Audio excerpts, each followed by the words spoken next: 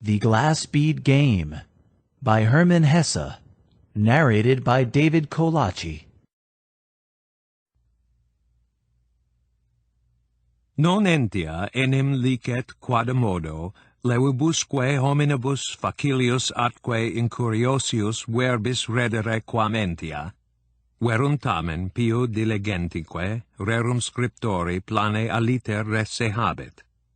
Nicil tantum repugnat ne verbis illustrator, at nicil ad Deo necesse este ante hominum oculus propenere ut certas quasdam res, quas esse neque demonstrari neque probari potest, quae contra eo ipso, quod pi diligentesque viri illas quasi ut entia tractant, enti nascendique facultati Paululum appropinquant. Albertus Secundus, Tract period, De Cristal period, Spirit period. Editor Klangor et Koloff, Lib 1, Cap 28.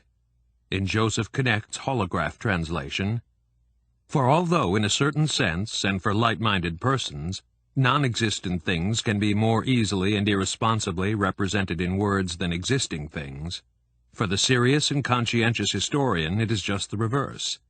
Nothing is harder, yet nothing is more necessary, than to speak of certain things whose existence is neither demonstrable nor probable. The very fact that serious and conscientious men treat them as existing things brings them a step closer to existence and to the possibility of being born. It is our intention to preserve in these pages what scant biographical material we've been able to collect concerning Joseph Knecht, or Ludi Magister Josephus III, as he is called in the archives of the Glass Bead Game. We are not unaware that this endeavor runs, or seems to run, somewhat counter to the prevailing laws and usages of our intellectual life. For, after all, obliteration of individuality, the maximum integration of the individual into the hierarchy of the educators and scholars, has ever been one of our ruling principles. And in the course of our long tradition, this principle has been observed with such thoroughness that today it is exceedingly difficult, and in many cases completely impossible, to obtain biographical and psychological information on various persons who have served the hierarchy in exemplary fashion. In very many cases, it is no longer even possible to determine their original names. The hierarchic organization cherishes the ideal of anonymity, and comes very close to the realization of that ideal. This fact remains one of the abiding characteristics of intellectual life in our province. If we have nevertheless persisted in our endeavor to determine some of the facts about the life of Ludi Magister Josephus III, and at least to sketch the outlines of his character, we believe we have done so not out of any cult of personality, nor out of disobedience to the customs, but on the contrary solely in the service of truth and scholarship. It is an old idea that the more pointedly and logically we formulate a thesis, the more irresistibly it cries out for its antithesis. We uphold and venerate the idea that underlies the anonymity of our authorities and our intellectual life. But a glance at the early history of that life of the mind we now lead, namely, a glance at the development of the Glass Bead Game, shows us irrefutably that every phase of its development, every extension, every change, every essential segment of its history, whether it be seen as progressive or conservative, bears the plain imprint of the person who introduced the change. He was not necessarily its sole or actual author, but he was the instrument of transformation and perfection. Certainly, what nowadays we understand by personality is something quite different from what the biographers and historians of earlier times meant by it. For them, and especially for the writers of those days who had a distinct taste for biography, the essence of a personality seems to have been deviance, abnormality, uniqueness. In fact, all too often, the pathological. We moderns, on the other hand, do not even speak of major personalities until we encounter men who have gone beyond all original and idiosyncratic qualities to achieve the greatest possible integration into the generality, the greatest possible service to the supra-personal. If we look closely into the matter, we shall see that the ancients had already perceived this ideal. The figure of the sage or perfect one among the ancient Chinese, for example, or the ideal of Socratic ethics, can scarcely be distinguished from our present ideal, and many a great organization, such as the Roman Church in the eras of its greatest power, has recognized similar principles. Indeed, many of its greatest figures, such as St. Thomas Aquinas, appear to us, like early Greek sculptures, more the classical representatives of types than individuals. Nevertheless, in the period before the Reformation of the intellectual life, a Reformation which began in the 20th century, and of which we are the heirs, that authentic ancient ideal had patently come near to being entirely lost. We are astonished when the biographies of those times rather garrulously relate how many brothers and sisters the hero had, or what psychological scars and blotches were left behind from his casting off the skins of childhood and puberty, from the struggle for position and the search for love. We moderns are not interested in a hero's pathology or family history, nor in his drives, his digestion, and how he sleeps. Not even his intellectual background, the influence upon his development of his favorite studies, favorite reading, and so on, is particularly important to us. For us, a man is a hero and deserves special interest only if his nature and his education have rendered him able to let his individuality be almost perfectly absorbed in its hierarchic function, without at the same time forfeiting the vigorous, fresh, admirable impetus which make for the savor and worth of the individual. And if conflicts arise between the individual and the hierarchy, we regard these very conflicts as a touchstone for the stature of a personality. We do not approve of the rebel who is driven by his desires and passions to infringements upon law and order. We find all the more worthy of our reverence the memory of those who tragically sacrificed themselves for the greater whole. These latter are the heroes, and in the case of these truly exemplary men, interest in the individual, in the name, face, and gesture, seems to us permissible and natural. For we do not regard even the perfect hierarchy, the most harmonious organization, as a machine put together out of lifeless units that count for nothing in themselves, but as a living body, formed of parts and animated by organs which possess their own nature and freedom. Every one of them shares in the miracle of life. In this sense, then, we have endeavored to obtain information on the life of Joseph Knecht, master of the Glass Bead Game, and especially to collect everything written by himself. We have, moreover, obtained several manuscripts we consider worth reading. What we have to say about Knecht's personality and life is surely familiar in whole or in part to a good many members of the order, especially the Glass Bead Game players. And for this reason, among others, our book is not addressed to this circle alone, but is intended to appeal more widely to sympathetic readers. For the narrower circle, our book would need neither introduction nor commentary. But since we also wish our hero's life and writings to be studied outside the order, we are confronted with the somewhat difficult task of prefacing our book with a brief, popular introduction, for that less prepared reader, into the meaning and history of the Glass Bead Game. We stress that this introduction is intended only for popular consumption and makes no claim whatsoever to clarifying the questions being discussed within the order itself on the problems and history of the game. The time for an objective account of that subject is still far in the future. Let no one, therefore, expect from us a complete history and theory of the Glass Bead Game. Even authors of higher rank and competence than ourselves would not be capable of providing that at the present time. That task must remain reserved to later ages, if the sources and the intellectual prerequisites for the task have not previously been lost. Still less is our essay intended as a textbook of the Glass Bead Game. Indeed, no such thing will ever be written. The only way to learn the rules of this game of games is to take the usual prescribed course, which requires many years. And none of the initiates could ever possibly have any interest in making these rules easier to learn. These rules, the sign language and grammar of the game, constitute a kind of highly developed secret language drawing upon several sciences and arts, but especially mathematics and music, and/or musicology, and capable of expressing and establishing interrelationships between the content and conclusions of nearly all scholarly disciplines. The glass bead game is thus a mode of playing with the total contents and values of our culture. It plays with them as, say, in the great age of the arts, a painter might have played with the colors on his palette. All the insights, noble thoughts, and works of art that the human race has produced in its creative eras, all that subsequent periods of scholarly study have reduced to concepts and converted into intellectual property, on all this immense body of intellectual values, the glass bead game player plays like the organist on an organ. And this organ has attained an almost unimaginable perfection. Its manuals and pedals range over the entire intellectual cosmos. Its stops are almost beyond number. Theoretically, this instrument is capable of reproducing in the game the entire intellectual content of the universe. These manuals, pedals, and stops are now fixed. Changes in their number and order, and attempts at perfecting them, are actually no longer feasible except in theory. Any enrichment of the language of the game by addition of new contents is subject to the strictest conceivable control by the directorate of the game.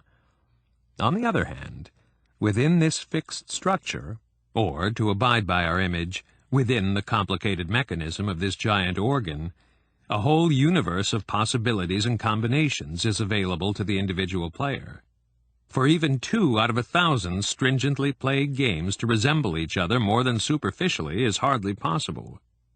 Even if it should so happen that 2 players by chance were to choose precisely the same small assortment of themes for the content of their game, these 2 games could present an entirely different appearance and run an entirely different course, depending on the qualities of mind, character, mood, and virtuosity of the players. How far back the historian wishes to place the origins and antecedents of the glass bead game is ultimately a matter of his personal choice. For like every great idea, it has no real beginning. Rather, it has always been, at least the idea of it. We find it foreshadowed, as a dim anticipation and hope, in a good many earlier ages. There are hints of it in Pythagoras, for example, and then among Hellenistic Gnostic circles in the late period of classical civilization. We find it equally among the ancient Chinese, then again at the several pinnacles of Arabic Moorish culture, and the path of its prehistory leads on through scholasticism and humanism to the academies of mathematicians of the 17th and 18th centuries, and on to the Romantic philosophies and the ruins of Novalus's hallucinatory visions. This same eternal idea, which for us has been embodied in the glass bead game, has underlain every movement of the mind toward the ideal goal of a universitas literarum, every Platonic academy, every league of an intellectual elite, every rapprochement between the exact and the more liberal disciplines, every effort toward reconciliation between science and art or science and religion. Men like Abelard, Leibniz, and Hegel unquestionably were familiar with the dream of capturing the universe of the intellect in concentric systems, and pairing the living beauty of thought and art with the magical expressiveness of the exact sciences. In that age in which music and mathematics almost simultaneously attained classical heights, approaches and cross-fertilizations between the 2 disciplines occurred frequently.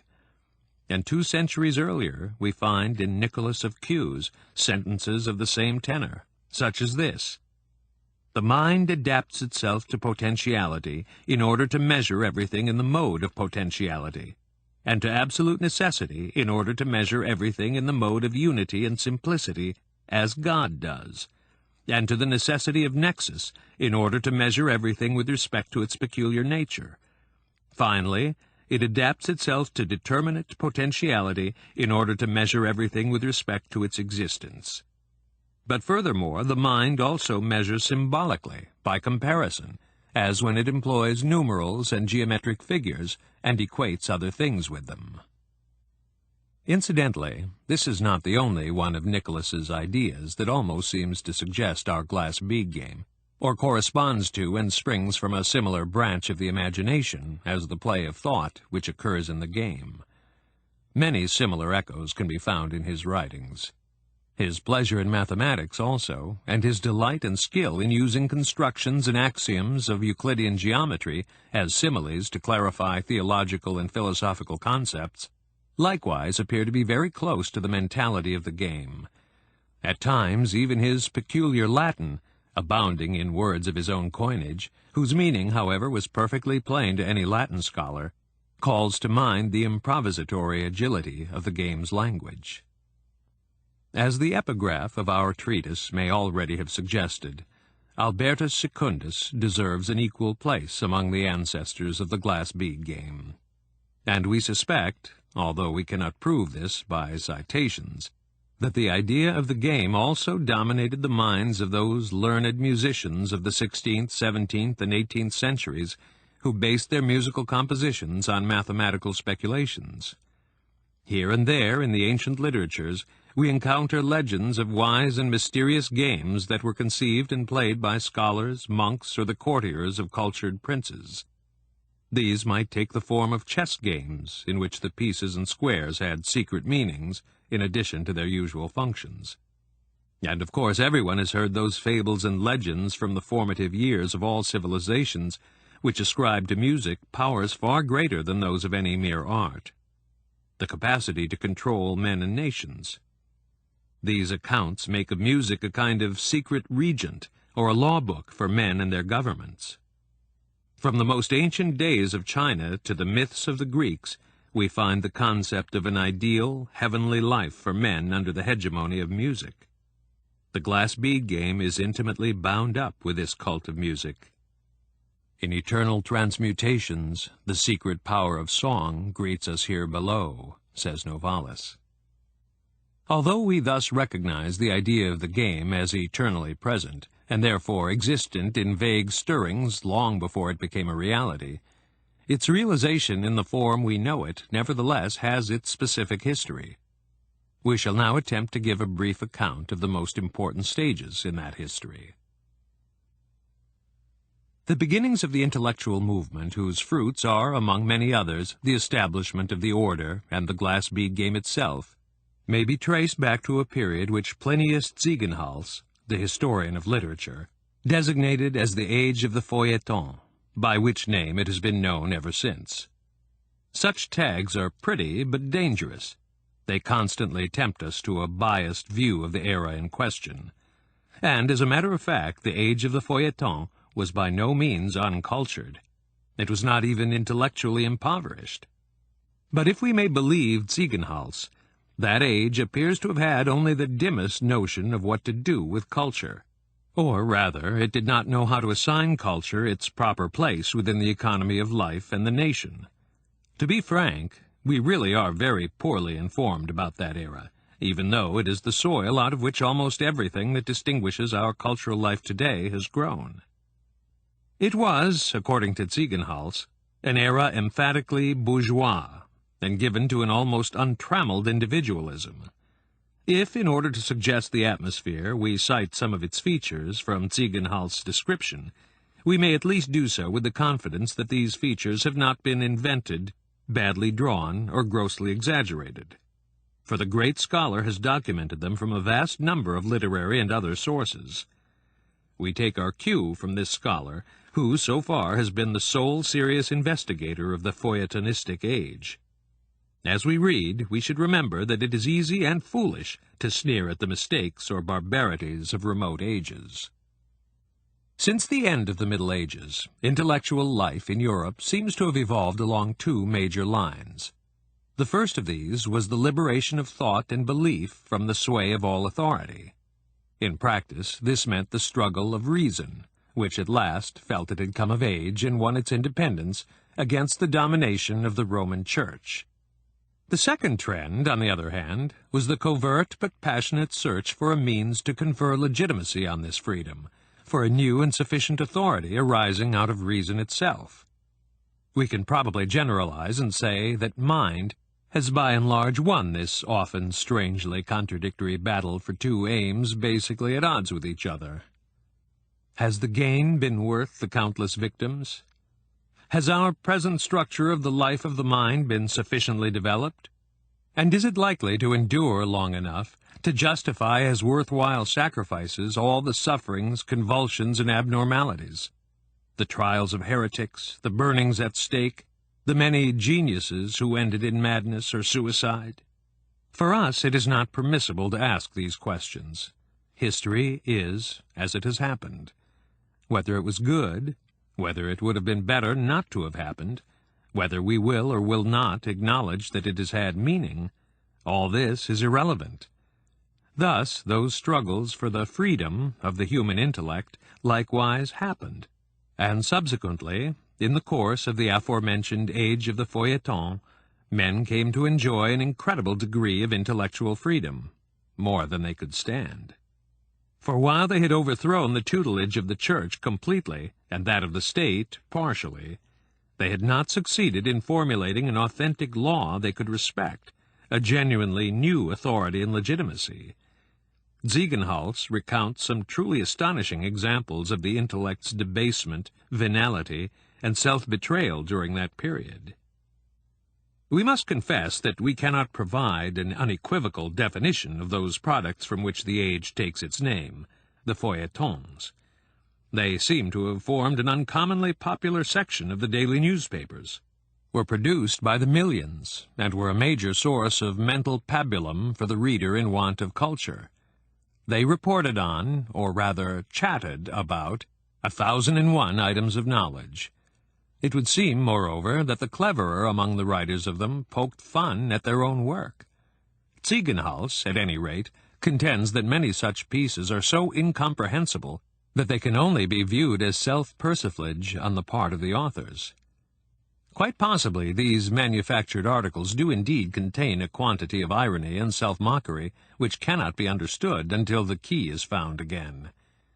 The producers of these trivia were in some cases attached to the staffs of the newspapers. In other cases they were freelance scriveners. Frequently they enjoyed the high-sounding title of writer, but a great many of them seem to have belonged to the scholar class. Quite a few were celebrated university professors. Among the favorite subjects of such essays were anecdotes taken from the lives or correspondence of famous men and women. They bore such titles as Friedrich Nietzsche and Women's Fashions of 1870, or The Composer Rossini's Favorite Dishes, or The Role of the Lapdog in the Lives of Great Courtesans, and so on. Another popular type of article was the historical background piece on what was currently being talked about among the well-to-do, such as The Dream of Creating Gold Through the Centuries, or Physico-Chemical Experiments in Influencing the Weather, and hundreds of similar subjects. When we look at the titles that Ziegenhals cites, we feel surprised that there should have been people who devoured such chit-chat for their daily reading, but what astonishes us far more is that authors of repute and of decent education should have helped to service this gigantic consumption of empty whimsies. Significantly, service was the expression used. It was also the word denoting the relationship of man to the machine at that time. In some periods, interviews with well-known personalities on current problems were particularly popular. Ziegenhals devotes a separate chapter to these. Noted chemists or piano virtuosos would be queried about politics, for example, or popular actors, dancers, gymnasts, aviators, or even poets would be drawn out on the benefits and drawbacks of being a bachelor, or on the presumptive causes of financial crises, and so on. All that mattered in these pieces was to link a well-known name with a subject of current topical interest. The reader may consult Ziegenhals for some truly startling examples. He gives hundreds. As we have said, no doubt a goodly dash of irony was mixed in with all this busy productivity. It may even have been a demonic irony, the irony of desperation. It is very hard indeed for us to put ourselves in the place of those people so that we can truly understand them. But the great majority, who seem to have been strikingly fond of reading, must have accepted all these grotesque things with credulous earnestness. If a famous painting changed owners, if a precious manuscript was sold at auction, if an old palace burned down, if the bearer of an aristocratic name was involved in a scandal, The readers of many thousands of feature articles at once learned the facts. What is more, on that same day, or by the next day at the latest, they received an additional dose of anecdotal, historical, psychological, erotic, and other stuff on the catchword of the moment.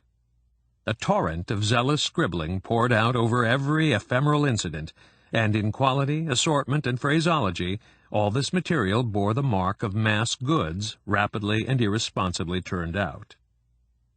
Incidentally, there appear to have been certain games which were regular concomitants of the feature article. The readers themselves took the active role in these games, which put to use some of their glut of information fodder. A long disquisition by Ziegenholz on the curious subject of crossword puzzles describes the phenomenon. Thousands upon thousands of persons, the majority of whom did heavy work and led a hard life, spent their leisure hours sitting over squares and crosses made of letters of the alphabet, filling in the gaps according to certain rules. But let us be wary of seeing only the absurd or insane aspect of this, and let us abstain from ridiculing it. For these people, with their childish puzzle games and their cultural feature articles, were by no means innocuous children or playful Phaeacians.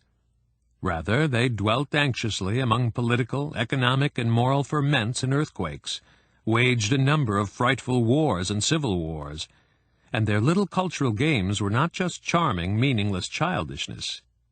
These games sprang from their deep need to close their eyes and flee from unsolved problems and anxious forebodings of doom into an imaginary world as innocuous as possible. They assiduously learned to drive automobiles, to play difficult card games and lose themselves in crossword puzzles, for they faced death, fear, pain, and hunger almost without defenses, could no longer accept the consolations of the churches, and could obtain no useful advice from reason. These people who read so many articles and listened to so many lectures did not take the time and trouble to strengthen themselves against fear, to combat the dread of death within themselves. They moved spasmodically on through life and had no belief in a tomorrow. For there was also a good deal of lecturing, and we must briefly discuss this somewhat more dignified variant of the feature article. Both specialists and intellectual privateers supplied the middle-class citizens of the age, who were still deeply attached to the notion of culture, although it had long since been robbed of its former meaning, with large numbers of lectures. Such talks were not only in the nature of festival orations for special occasions. There was a frantic trade in them, and they were given in almost incomprehensible quantities. In those days, the citizen of a medium-sized town or his wife could at least once a week, in big cities pretty much every night, attend lectures offering theoretical instruction on some subject or other, on works of art, poets, scholars, researchers, world tours. The members of the audience at these lectures remained purely passive, and although some relationship between audience and content, some previous knowledge, preparation, and receptivity were tacitly assumed in most cases, nothing of the sort was present. There were entertaining, impassioned, or witty lectures on Goethe, say, in which he would be depicted descending from a post-chaise, wearing a blue frock-coat to seduce some Strasbourg or Wetzlar girl, or on Arabic culture. In all of them, a number of fashionable phrases were shaken up like dice in a cup, and everyone was delighted if he dimly recognized one or two catchwords. People heard lectures on writers whose works they had never read and never meant to, sometimes accompanied by pictures projected on a screen. At these lectures, as in the feature articles in the newspapers, they struggled through a deluge of isolated cultural facts and fragments of knowledge robbed of all meaning. To put it briefly, they were already on the verge of that dreadful devaluation of the word, which produced, at first in secret and within the narrowest circles, that aesthetically heroic counter-movement which soon afterward began to flow visibly and powerfully, and ushered in the new self-discipline and dignity of the human intellect. It must be granted that many aspects of the intellectual life of that era showed energy and grandeur. We moderns explain its concomitant uncertainty and falseness as a symptom of the horror which seized men when, at the end of an era of apparent victory and success, they found themselves suddenly confronting a void, great material scarcity, a period of political and military crises, and an accelerating distrust of the intellect itself, of its own virtue and dignity, and even of its own existence. Yet that very period, filled though it was with premonitions of doom, was marked by some very fine intellectual achievements, including the beginnings of a science of music, of which we are the grateful heirs. But although it is easy to fit any given segment of the past neatly and intelligibly into the patterns of world history, contemporaries are never able to see their own place in the patterns. Consequently, even as intellectual ambitions and achievements declined rapidly during that period, intellectuals in particular were stricken by terrible doubts and a sense of despair. They had just fully realized, a discovery that had been in the air here and there from the time of Nietzsche on, that the youth and the creative period of our culture was over, that old age and twilight had set in. Suddenly everyone felt this, and many bluntly expressed this view. It was used to explain many of the alarming signs of the time, the dreary mechanization of life, the profound debasement of morality, the decline of faith among nations, the inauthenticity of art. The music of decline had sounded, as in that wonderful Chinese fable. Like a thrumming bass on the organ, its reverberations faded slowly out over decades. Its throbbing could be heard in the corruption of the schools, periodicals, and universities, in melancholia and insanity among those artists and critics who could still be taken seriously. It raged as untrammeled and amateurish overproduction in all the arts. Various attitudes could be taken toward this enemy who had breached the walls and could no longer be exorcised. Some of the best tacitly acknowledged and stoically endured the bitter truth. Some attempted to deny its existence, and thanks to the shoddy thinking of some of the literary prophets of cultural doom, found a good many weak points in their thesis. Moreover, those who took exception to the aforementioned prophets could be sure of a hearing and influence among the bourgeoisie, for the allegation that the culture he had only yesterday been proud to possess was no longer alive, that the education and art he revered could no longer be regarded as genuine education and genuine art, seemed to the bourgeois as brazen and intolerable as the sudden inflations of currency and the revolutions which threatened his accumulated capital. Another possible immunization against the general mood of doom was cynicism. People went dancing and dismissed all anxiety about the future as old-fashioned folly. People composed heady articles about the approaching end of art, science, and language. In that feuilleton world they had constructed of paper, people postulated the total capitulation of mind, the bankruptcy of ideas, and pretended to be looking on with cynical calm or bacchantic rapture as not only art, culture, morality, and honesty, but also Europe and the world proceeded to their doom. Among the good there prevailed a quietly resigned gloom. Among the wicked, a malicious pessimism. The fact was that a breakdown of outmoded forms, and a degree of reshuffling both of the world and its morality by means of politics and war, had to take place before the culture itself became capable of real self-analysis and a new organization. Yet during the decades of transition, this culture had not slumbered. Rather, during the very period of its decay and seeming capitulation by the artists, professors, and feature writers, it entered into a phase of intense alertness and self-examination. The medium of this change lay in the consciences of a few individuals. Even during the heyday of the feuilleton, there were everywhere individuals and small groups who had resolved to remain faithful to true culture, and to devote all their energies to preserving for the future a core of good tradition, discipline, method, and intellectual rigor. We are today ignorant of many details, but in general the process of self-examination, reflection, and conscious resistance to decline seems to have centered mostly in two groups. The cultural conscience of scholars found refuge in the investigations and didactic methods of the history of music, for this discipline was just reaching its height at that time, and even in the midst of the feuilleton world, two famous seminaries fostered an exemplary methodology characterized by care and thoroughness. Moreover, as if destiny wished to smile comfortingly upon this tiny, brave cohort, at this saddest of times there took place that glorious miracle which was in itself pure chance, but which gave the effect of a divine corroboration, the rediscovery of 11 manuscripts of Johann Sebastian Bach, which had been in the keeping of his son Friedemann. A second focus of resistance to degeneration was the League of Journeyers to the East. The brethren of that league cultivated a spiritual rather than an intellectual discipline. They fostered piety and reverence, and to them we are important elements in our present form of cultural life and of the glass bead game, in particular the contemplative elements.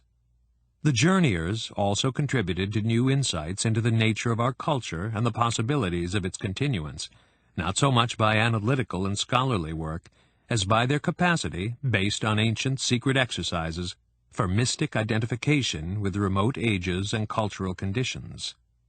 Among them, for example, were itinerant instrumentalists and minstrels, who were said to have the ability to perform the music of earlier epochs with perfect ancient purity. Thus, they could play and sing a piece of music from 1600 or 1650 exactly as if all the subsequent modes, refinements, and virtuoso achievements were still unknown. This was an astonishing feat in a period in which the mania for dynamics and gradazione dominated all music-making, when the music itself was almost forgotten in discussions of the conductor's execution and conception. When an orchestra of the journeyers first publicly performed a suite from the time before Handel, completely without crescendi and diminuendi, with the naivete and chasteness of another age and world, some among the audience are said to have been totally uncomprehending, but others listened with fresh attention, and had the impression that they were hearing music for the first time in their lives. In the League's concert hall, between Bremgarten and Morbio, one member built a Bach organ as perfectly as Johann Sebastian Bach would have had it built, had he had the means and opportunity. Obeying a principle even then current in the League, the organ builder concealed his name, calling himself Silbermann, after his 18th-century predecessor. In discussing these matters, we have approached the sources from which our modern concept of culture sprang. One of the chief of these was the most recent of the scholarly disciplines, the history of music and the aesthetics of music. Another was the great advance in mathematics that soon followed. To these was added a sprinkling of the wisdom of the journeyers to the East, and, closely related to the new conception and interpretation of music, that courageous new attitude, compounded of serenity and resignation, toward the aging of cultures. It would be pointless to say much about these matters here, since they are familiar to everyone. The most important consequence of this new attitude, or rather this new subordination to the cultural process, was that men largely ceased to produce works of art. Moreover, intellectuals gradually withdrew from the bustle of the world. Finally, and no less important, indeed the climax of the whole development, there arose the glass bead game. The growing profundity of musical science, which can already be observed soon after 1900, when feuilletonism was still at its height, naturally exerted enormous influence upon the beginnings of the game. We, the heirs of musicology, believe we know more about the music of the great creative centuries, especially the 17th and 18th, and in a certain sense even understand it better than all previous epochs, including that of classical music itself. As descendants, of course, our relation to classical music differs totally from that of our predecessors in the creative ages. Our intellectualized veneration for true music, all too frequently tainted by melancholic resignation, is a far cry from the charming, simple-hearted delight in music-making of those days. We tend to envy those happier times whenever our pleasure in their music makes us forget the conditions and tribulations amid which it was begotten. Almost the entire 20th century considered philosophy, or else literature, to be the great lasting achievement of that cultural era which lies between the end of the Middle Ages and modern times. We, however, have for generations given the palm to mathematics and music. Ever since we have renounced, on the whole at any rate, trying to vie creatively with those generations, ever since we have also forsworn the worship of harmony in music-making, and of that purely sensuous cult of dynamics, a cult that dominated musical practices for a good 2 centuries after the time of Beethoven and early Romanticism.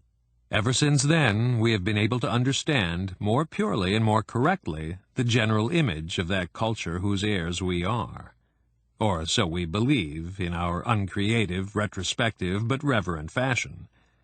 We no longer have any of the exuberant fecundity of those days. For us, it is almost incomprehensible that musical style in the 15th and 16th centuries could be preserved for so long a time in unalloyed purity. How could it be, we ask, that among the vast quantities of music written at that time, we fail to find a trace of anything bad? How could the 18th century, the time of incipient degeneration, still send hurtling into the skies a fireworks display of styles, fashions, and schools, blazing briefly but with such self-assurance? Nevertheless, we believe that we have uncovered the secret of what we now call classical music, that we have understood the spirit, the virtue, and the piety of those generations, and have taken all that as our model. Nowadays, for example, we do not think much of the theology and the ecclesiastical culture of the 18th century, or the philosophy of the Enlightenment, but we consider the cantatas, passions, and preludes of Bach the ultimate quintessence of Christian culture. Incidentally, there exists an ancient and honorable exemplar for the attitude of our own culture toward music, a model to which the players of the Glass Bead Game look back with great veneration. We recall that in the legendary China of the old kings, music was accorded a dominant place in state and court. It was held that if music throve, all was well with culture and morality and with the kingdom itself. The music masters were required to be the strictest guardians of the original purity of the venerable keys. If music decayed, that was taken as a sure sign of the downfall of the regime and the state. The poets told horrific fables about the forbidden, diabolical, heaven-offending keys, such as the Tsing-Shang key and Tsing-Tse, the music of decline. No sooner were these wicked notes struck in the royal palace than the sky darkened, the walls trembled and collapsed, and kingdom and sovereign went to their doom. We might quote many other sayings by the ancient writers, but we shall cite here only a few passages from the chapter on music in Lu Bu Wei's Spring and Autumn. The origins of music lie far back in the past. Music arises from measure and is rooted in the great oneness. The great oneness begets the 2 poles. The 2 poles beget the power of darkness and of light. When the world is at peace, when all things are tranquil and all men obey their superiors in all their courses, then music can be perfected. When desires and passions do not turn into wrongful paths, music can be perfected. Perfect music has its cause. It arises from equilibrium. Equilibrium arises from righteousness, and righteousness arises from the meaning of the cosmos. Therefore, one can speak about music only with a man who has perceived the meaning of the cosmos. Music is founded on the harmony between heaven and earth, on the concord of obscurity and brightness. Decaying states and men ripe for doom do not, of course, lack music either, but their music is not serene. Therefore, the more tempestuous the music, the more doleful are the people, the more imperiled the country, the more the sovereign declines. In this way, the essence of music is lost. What all sacred sovereigns have loved in music was its serenity. The tyrants Gyai and Joseon made tempestuous music. They thought loud sounds beautiful and massed effects interesting. They strove for new and rare tonal effects, for notes which no ear had ever heard hitherto. They sought to surpass each other, and overstepped all bounds. The cause of the degeneration of the Chu state was its invention of magic music. Such music is indeed tempestuous enough, but in truth it has departed from the essence of music. Because it has departed from the essence of real music, this music is not serene. If music is not serene, the people grumble, and life is deranged. All this arises from mistaking the nature of music and seeking only tempestuous tonal effects. Therefore, the music of a well-ordered age is calm and cheerful, and so is its government. The music of a restive age is excited and fierce, and its government is perverted. The music of a decaying state is sentimental and sad, and its government is imperiled. The words of this Chinese writer point fairly distinctly to the origins and to the real, although almost forgotten, meaning of all music. For in prehistoric times, music, like the dance and every other artistic endeavor, was a branch of magic, one of the old and legitimate instruments of wonder-working. Beginning with rhythm, clapping of hands, tramping, beating of sticks, and primitive drums, it was a powerful, tried-and-true device for putting large numbers of people in tune with one another, engendering the same mood, coordinating the pace of their breathing and heartbeats, encouraging them to invoke and conjure up the eternal powers, to dance, to compete, to make war, to worship. And music has retained this original, pure, primordially powerful character, its magic, far longer than the other arts. We need only recall the many testimonies of historians and poets to the power of music, from the Greeks to Goethe in his novella. In practice, marches and the dance have never lost their importance. But let us return to our subject. We shall now give a brief summary of the beginnings of the Glass Bead Game. It appears to have arisen simultaneously in Germany and in England. In both countries, moreover, it was originally a kind of exercise employed by those small groups of musicologists and musicians who worked and studied in the new seminaries of musical theory. If we compare the original state of the game with its subsequent developments and its present form, it is much like comparing a musical score of the period before 1500, with its primitive notes and absence of bar lines, with an 18th-century score, let alone with one from the 19th, with its confusing excess of symbols for dynamics, tempi, phrasing, and so on, which often made the printing of such scores a complex technical problem. The game was at first nothing more than a witty method for developing memory and ingenuity among students and musicians. And, as we have said, it was played both in England and Germany before it was invented here in the Musical Academy of Cologne, and was given the name it bears to this day, after so many generations, although it has long ceased to have anything to do with glass beads. The inventor, Bastien Perrault of Calf, a rather eccentric but clever, sociable, and humane musicologist, used glass beads instead of letters, numerals, notes, or other graphic symbols. Perrault, who incidentally has also bequeathed to us a treatise from the apogee and decline of counterpoint, found that the pupils at the Cologne Seminary had a rather elaborate game they used to play. One would call out, in the standardized abbreviations of their science, motifs or initial bars of classical compositions, whereupon the other had to respond with a continuation of the piece, or better still, with a higher or lower voice, a contrasting theme, and so forth. It was an exercise in memory and improvisation, quite similar to the sort of thing probably in vogue among ardent pupils of counterpoint in the days of Schütz, Pachelbel, and Bach, although it would then not have been done in theoretical formulas, but in practice on the cembalo, lute, or flute, or with the voice. Bastien Perrault, in all probability, was a member of the Journeyers to the East.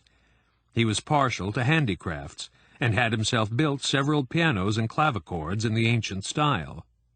Legend has it that he was adept at playing the violin in the old way, forgotten since 1800, with a high-arched bow and hand-regulated tension of the bow hairs.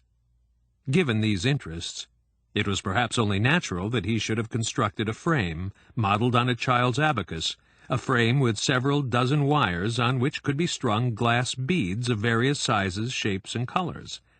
The wires corresponded to the lines of the musical staff, the beads to the time values of the notes, and so on. In this way he could represent with beads musical quotations or invented themes, could alter, transpose, and develop them, change them, and set them in counterpoint to one another. In technical terms this was a mere plaything, but the pupils liked it. It was imitated and became fashionable in England, too. For a time, the game of musical exercises was played in this charmingly primitive manner. And, as is so often the case, an enduring and significant institution received its name from a passing and incidental circumstance. For what later evolved out of that student sport and Perrault's bead-strung wires bears to this day the name by which it became popularly known, the Glass Bead Game.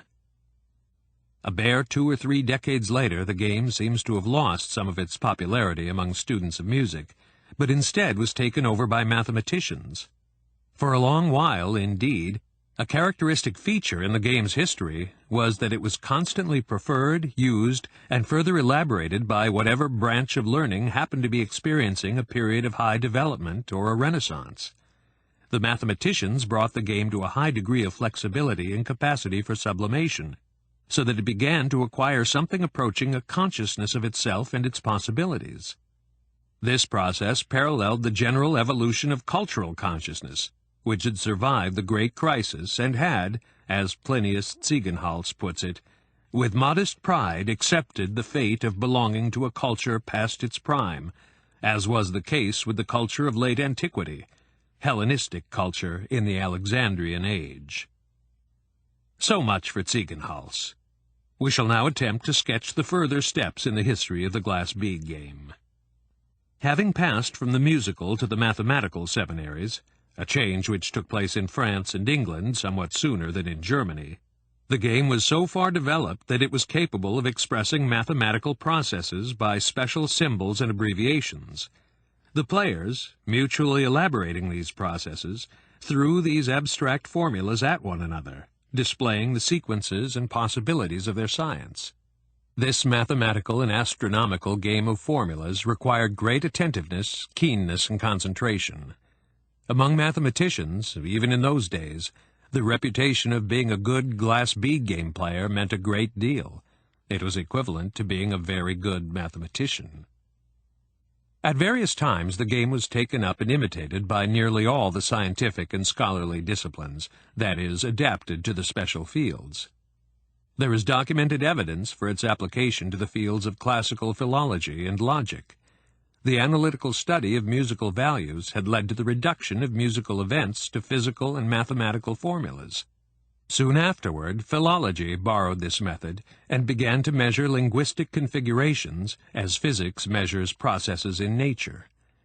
The visual arts soon followed suit, architecture having already led the way in establishing the links between visual art and mathematics. Thereafter, more and more new relations, analogies, and correspondences were discovered among the abstract formulas obtained in this way. Each discipline which seized upon the game created its own language of formulas, abbreviations, and possible combinations. Everywhere the elite intellectual youth developed a passion for these games, with their dialogues and progressions of formulas. The game was not mere practice and mere recreation. It became a form of concentrated self-awareness for intellectuals. Mathematicians, in particular, played it with a virtuosity and formal strictness at once athletic and ascetic.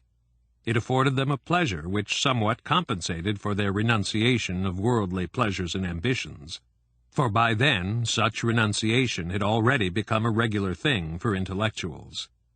The glass bead game contributed largely to the complete defeat of feuilletonism and to that newly awakened delight in strict mental exercises to which we owe the origin of a new, monastically austere intellectual discipline. The world had changed. The life of the mind in the age of the feuilleton might be compared to a degenerate plant, which was squandering its strength in excessive vegetative growth and the subsequent corrections to pruning the plant back to the roots. The young people who now proposed to devote themselves to intellectual studies no longer took the term to mean attending a university and taking a nibble of this or that from the dainties offered by celebrated and loquacious professors, who, without authority, offered them the crumbs of what had once been higher education. Now they had to study just as stringently and methodically as the engineers and technicians of the past, if not more so. They had a steep path to climb, had to purify and strengthen their minds by dint of mathematics and scholastic exercises in Aristotelian philosophy. Moreover, They had to learn to renounce all those benefits which previous generations of scholars had considered worth striving for: rapid and easy money-making, celebrity and public honors, the homage of the newspapers, marriages with daughters of bankers and industrialists, a pampered and luxurious style of life. The writers with heavy sales, Nobel Prizes, and lovely country houses, the celebrated physicians with decorations and liveried servants, the professors with wealthy wives and brilliant salons, the chemists with posts on boards of directors, the philosophers with feuilleton factories who delivered charming lectures in overcrowded halls, for which they were rewarded with thunderous applause and floral tributes. All such public figures disappeared, and have not come back to this day. Even so, no doubt, there were still plenty of talented young people for whom such personages were envied models. But the paths to honors, riches, fame, and luxury now no longer led through lecture halls, academies, and doctoral theses. The deeply debased intellectual professions were bankrupt in the world's eyes. But in compensation, they had regained a fanatical and penitential devotion to art and thought. Those talented persons whose desires tended more toward glory or comfortable living had to turn their backs on the intellectual life, which had become so austere, and seek out occupations which still provided opportunities for comfort and money-making. It would lead us too far afield to attempt to describe in detail how the world of mind, after its purification, won a place for itself in the state. Experience soon showed that a few generations of lax and unscrupulous intellectual discipline had also sufficed to inflict serious harm on practical life. Competence and responsibility had grown increasingly rare in all the higher professions, including even those concerned with technology. To remedy this, supervision of the things of the mind among the people and in government came to be consigned more and more to the intellectuals in the best sense of the word.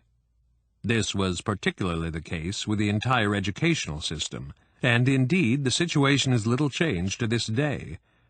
In almost all the countries of Europe today, the schools that are not still administered by the Roman Church are in the hands of those anonymous orders which fill their ranks from the elite among the intellectuals. Although public opinion occasionally decries the strictness and the reputed arrogance of this caste, and although individuals have occasionally revolted against it, this leadership stands unshaken. Its integrity, its renunciation of all benefits and advantages other than intellectual ones, maintains and protects it. But it is also supported by what has long since become common knowledge, or at least a universal sense, that the continuance of civilization depends on this strict schooling. People know, or dimly feel, that if thinking is not kept pure and keen, and if respect for the world of the mind is no longer operative, ships and automobiles will soon cease to run right. The engineer's slide rule and the computations of banks and stock exchanges will forfeit validity and authority, and chaos will ensue. It took long enough in all conscience for realization to come that the externals of civilization, technology, industry, commerce, and so on, also require a common basis of intellectual honesty and morality. To return now to the glass bead game. What it lacked in those days was the capacity for universality, for rising above all the disciplines. The astronomers, the classicists, the scholastics, the music students all played their games according to their ingenious rules, but the game had a special language and set of rules for every discipline and subdiscipline. It required half a century before the first step was taken toward spanning these gulfs. The reason for this slowness was undoubtedly more moral than formal and technical.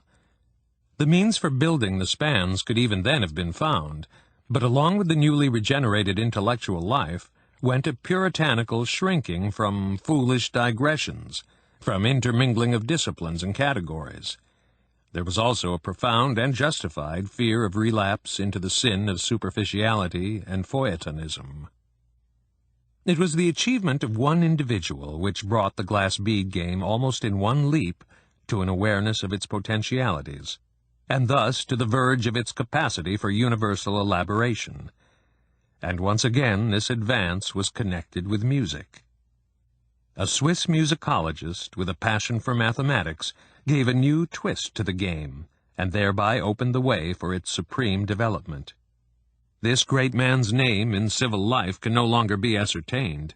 By his time, the cult of personality in intellectual fields had already been dispensed with.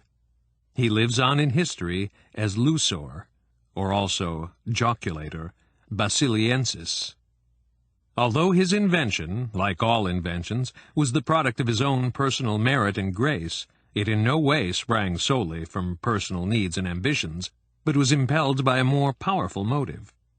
There was a passionate craving among all the intellectuals of his age for a means to express their new concepts. They longed for philosophy, for synthesis. The erstwhile happiness of pure withdrawal, each into his own discipline, was now felt to be inadequate. Here and there a scholar broke through the barriers of his specialty and tried to advance into the terrain of universality. Some dreamed of a new alphabet, a new language of symbols through which they could formulate and exchange their new intellectual experiences. Testimony to the strength of this impulse may be found in the essay Chinese Warning Cry, by a Parisian scholar of those years. The author, mocked by many in his day as a sort of Don Quixote — incidentally, he was a distinguished scholar in the field of Chinese philology — pointed out the dangers facing culture, in spite of its present honorable condition, if it neglected to develop an international language of symbols. Such a language, like the ancient Chinese script, should be able to express the most complex matters graphically, without excluding individual imagination and inventiveness, in such a way as to be understandable to all the scholars of the world. It was at this point that Joculator Basiliensis applied himself to the problem. He invented for the Glass Bead Game the principles of a new language, a language of symbols and formulas, in which mathematics and music played an equal part, so that it became possible to combine astronomical and musical formulas, to reduce mathematics and music to a common denominator, as it were. Although what he did was by no means conclusive, this unknown man from Basel certainly laid the foundations for all that came later in the history of our beloved game. The Glass Bead Game, formerly the specialized entertainment of mathematicians in one era, philologists or musicians in another era, now more and more cast its spell upon all true intellectuals. Many an old university, many a lodge, and especially the age-old League of Journeyers to the East, turned to it. Some of the Catholic orders likewise scented a new intellectual atmosphere and yielded to its lure. At some Benedictine abbeys, the monks devoted themselves to the game so intensely that even in those early days the question was hotly debated — it was subsequently to crop up again now and then — whether this game ought to be tolerated, supported, or forbidden by church and curia. After Joculator Basiliensis' grand accomplishment, the game rapidly evolved into what it is today, the quintessence of intellectuality and art, the sublime cult, the unio mystica of all separate members of the Universitas Literarum. In our lives, it has partially taken over the role of art, partially that of speculative philosophy. Indeed, in the days of Plinius Ziegenhals, for instance, it was often called by a different name, one common in the literature of the feuilletonistic age. That name, which for many a prophetic spirit in those days embodied a visionary ideal, was magic theater. For all that the Glass Bead Game had grown infinitely in technique and range since its beginnings, for all the intellectual demands it made upon its players, and for all that it had become a sublime art and science, in the days of Joculator Basiliensis, it still was lacking in an essential element. Up to that time, every game had been a serial arrangement, an ordering, grouping, and confronting of concentrated concepts from many fields of thought and aesthetics, a rapid recollection of eternal values and forms, a brief virtuoso flight through the realms of the mind. Only after some time did there enter into the game, from the intellectual stock of the educational system, and especially from the habits and customs of the journeyers to the East, the idea of contemplation. This new element arose out of an observed evil. Mnemonists, people with freakish memories and no other virtues, were capable of playing dazzling games, dismaying and confusing the other participants by their rapid muster of countless ideas. In the course of time, such displays of virtuosity fell more and more under a strict ban, and contemplation became a highly important component of the game. Ultimately, for the audiences at each game, it became the main thing. This was the necessary turning toward the religious spirit. What had formerly mattered was following the sequences of ideas and the whole intellectual mosaic of a game with rapid attentiveness, practiced memory, and full understanding. But there now arose the demand for a deeper and more spiritual approach. After each symbol conjured up by the director of a game, each player was required to perform silent, formal meditation on the content, origin, and meaning of this symbol, to call to mind intensively and organically its full purport. The members of the order and of the game associations brought the technique and practice of contemplation with them from their elite schools, where the art of contemplation and meditation was nurtured with the greatest care. In this way, the hieroglyphs of the game were kept from degenerating into mere empty signs. Hitherto, by the way, the Glass Bead Game, in spite of its popularity among scholars, had remained a purely private form of exercise. It could be played alone, by pairs, or by many, although unusually brilliant, well-composed, and successful games were sometimes written down and circulated from city to city and country to country for admiration or criticism. Now, however, the game slowly began to be enriched by a new function, for it became a public ceremonial. To this day, everyone is free to play the game privately, and young people are especially fond of doing so. But nowadays, virtually everyone associates the Glass Bead Game with ceremonial public games. They take place under the leadership of a few superior masters who are directly subordinate to the Ludi Magister, or master of the game, of their country, with invited guests listening raptly, and a wider audience all over the world following with closest attention. Some of these games last for days and weeks, and while such a game is being celebrated, all the players and guests, obeying precepts which even govern the length of time they are allowed to sleep, live an ascetic and selfless life of absolute absorption, comparable to the strictly regulated penitence required of the participants in one of St. Ignatius Loyola's exercises. There is scarcely any more we need add. Under the shifting hegemony of now this, now that, science or art, the game of games had developed into a kind of universal language through which the players could express values and set these in relation to one another. Throughout its history, the game was closely allied with music, and usually proceeded according to musical or mathematical rules. One theme, two themes, or three themes were stated, elaborated, varied, and underwent a development quite similar to that of the theme in a Bach fugue or a concerto movement. A game, for example, might start from a given astronomical configuration, or from the actual theme of a Bach fugue, or from a sentence out of Leibniz or the Upanishads, and from this theme, depending on the intentions and talents of the player, it could either further explore and elaborate the initial motif, or else enrich its expressiveness by allusions to kindred concepts. Beginners learned how to establish parallels, by means of the game's symbols, between a piece of classical music and the formula for some law of nature. Experts and masters of the game freely wove the initial theme into unlimited combinations. For a long time, one school of players favored the technique of stating side by side, developing in counterpoint, and finally harmoniously combining two hostile themes or ideas, such as law and freedom, individual and community. In such a game, the goal was to develop both themes or theses with complete equality and impartiality, to evolve out of thesis and antithesis the purest possible synthesis. In general, aside from certain brilliant exceptions, games with discordant, negative, or skeptical conclusions were unpopular, and at times actually forbidden. This followed directly from the meaning the game had acquired at its height for the players.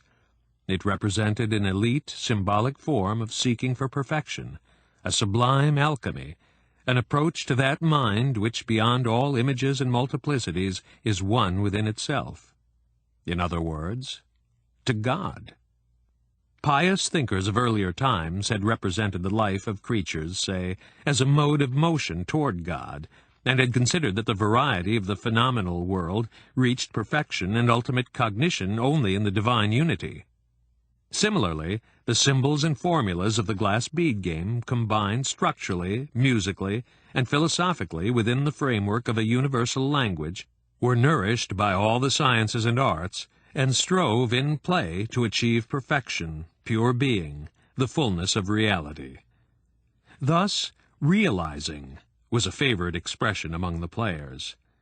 They considered their games a path from becoming to being, from potentiality to reality. We would like to remind the reader once again of the sentences quoted above from Nicholas of Cues. Incidentally, the terminology of Christian theology, or at any rate that part of it which seemed to have become a part of the general cultural heritage, was naturally absorbed into the symbolic language of the game. Thus, one of the principles of the Creed, a passage from the Bible, a phrase from one of the Church Fathers, or from the Latin text of the Mass, could be expressed and taken into the game just as easily and aptly as an axiom of geometry or a melody of Mozart. We would scarcely be exaggerating if we ventured to say that for the small circle of genuine glass bead game players, the game was virtually equivalent to worship, although it deliberately eschewed developing any theology of its own. In struggling for their continued existence in the midst of soulless world powers, both the glass bead game players and the Roman Church had become too dependent upon each other for either to permit a decisive confrontation between them, although that danger was always present, since the intellectual honesty and the authentic impulse to reach incisive, unequivocal formulations drove the partisans of both toward a parting of the ways. That parting, however, never took place. Rome vacillated between a benevolent and a hostile attitude toward the game, for a good many of the most talented persons in the Roman congregations and in the ranks of the high and the highest clergy were players. And the game itself, ever since public matches and a Ludi Magister had been instituted, enjoyed the protection of the order and of the education ministries, both of which always behaved with the greatest possible courtesy and chivalry toward Rome. Pope Pius XV, who as a cardinal had been an excellent and ardent the game had been played freely by individuals and cliques, and for a long time amiably promoted by the ministries of education, before it acquired the status of a public institution. It was first organized as such in France and England. Other countries followed fairly rapidly. In each country a game commission and a supreme head of the game, bearing the title of Ludi Magister, were established. Official matches, played under the personal direction of the Magister, were exalted into cultural festivals. Like all high functionaries in cultural life, the Magister, of course, remained anonymous. Aside from a few intimates, no one knew his name. Official and international communications media, such as radio and so on, were made available only for the great official matches over which the Ludi Magister personally presided. Among the duties of the Magister, in addition to conducting the public games, was supervision of the players and the schools of the game. Above all, however, the Magister had to keep strict watch over the further elaboration of the game. The World Commission of the Magisters of all countries alone decided on the acceptance of new symbols and formulas into the existing stock of the game, which scarcely ever occurs nowadays, on modifications of the rules, on the desirability of including new fields within the purview of the game. If the game is regarded as a kind of world language for thoughtful men, the game's commissions of the various countries, under the leadership of their magisters, form as a whole the academy which guards the vocabulary, the development, and the purity of this language. Each country's commission possesses its archive of the game, that is, the register of all hitherto examined and accepted symbols and decipherments, whose number long ago by far exceeded the number of the ancient Chinese ideographs.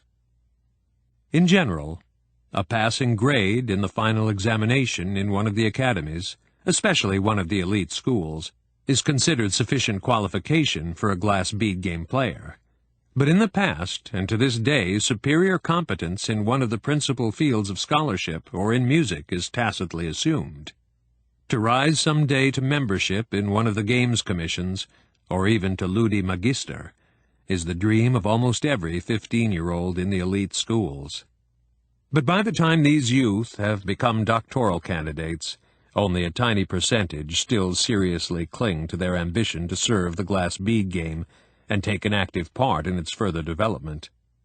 On the other hand, all these lovers of the game diligently study the lore of the game and practice meditation. At the great games, they form that innermost ring of reverent and devoted participants which gives the public matches their ceremonial character and keeps them from developing into mere aesthetic displays. To these real players and devotees, the Ludi Magister is a prince or high priest, almost a deity.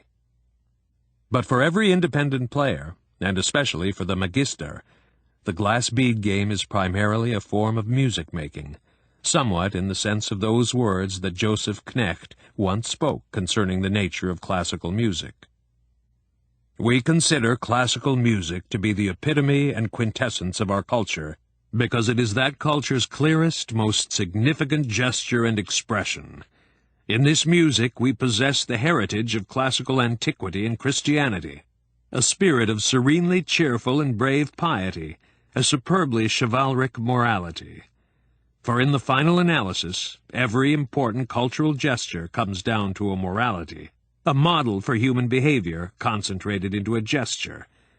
As we know, between 1500 and 1800, a wide variety of music was made. Styles and means of expression were extremely variegated, but the spirit, or rather the morality, was everywhere the same.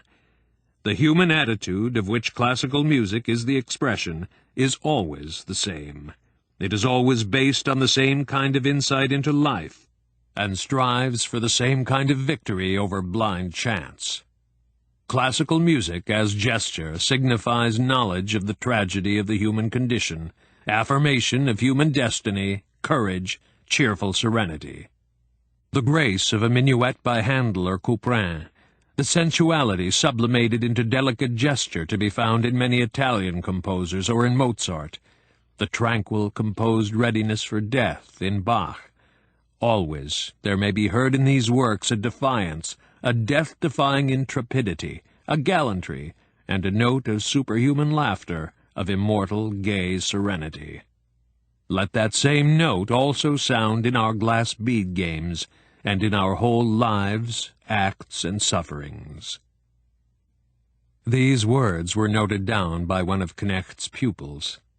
With them, we bring to an end our consideration of the glass bead game. The Life of Magister Ludi Joseph Knecht. Chapter 1. The Call. No knowledge has come down to us of Joseph Knecht's origins. Like many other pupils of the elite schools, he either lost his parents early in childhood, or the Board of Educators removed him from unfavorable home conditions and took charge of him. In any case, he was spared the conflict between elite school and home, which complicates the youth of many other boys of his type, makes entry into the order more difficult, and in some cases transforms highly gifted young people into problem personalities. Knecht was one of those fortunates who seem born for Castalia, for the order, and for service in the Board of Educators. Although he was not spared the perplexities of the life of the mind, it was given to him to experience without personal bitterness the tragedy inherent in every life consecrated to thought. Indeed, it is probably not so much this tragedy in itself that has tempted us to delve so deeply into the personality of Joseph Knecht. Rather, it was the tranquil, cheerful, not to say radiant manner in which he brought his destiny and his talents to fruition. Like every man of importance, he had his daimonion and his amor fati, but in him, amor fati manifests itself to us free of somberness and fanaticism. Granted, there is always much that is hidden, and we must not forget that the writing of history, however dryly it is done, and however sincere the desire for objectivity, remains literature. History's third dimension is always fiction. Thus, to select some examples of greatness, we have no idea whether Johann Sebastian Bach or Wolfgang Amadeus Mozart actually lived in a cheerful or a despondent manner. Mozart moves us with that peculiarly touching and endearing grace of early blossoming and fading.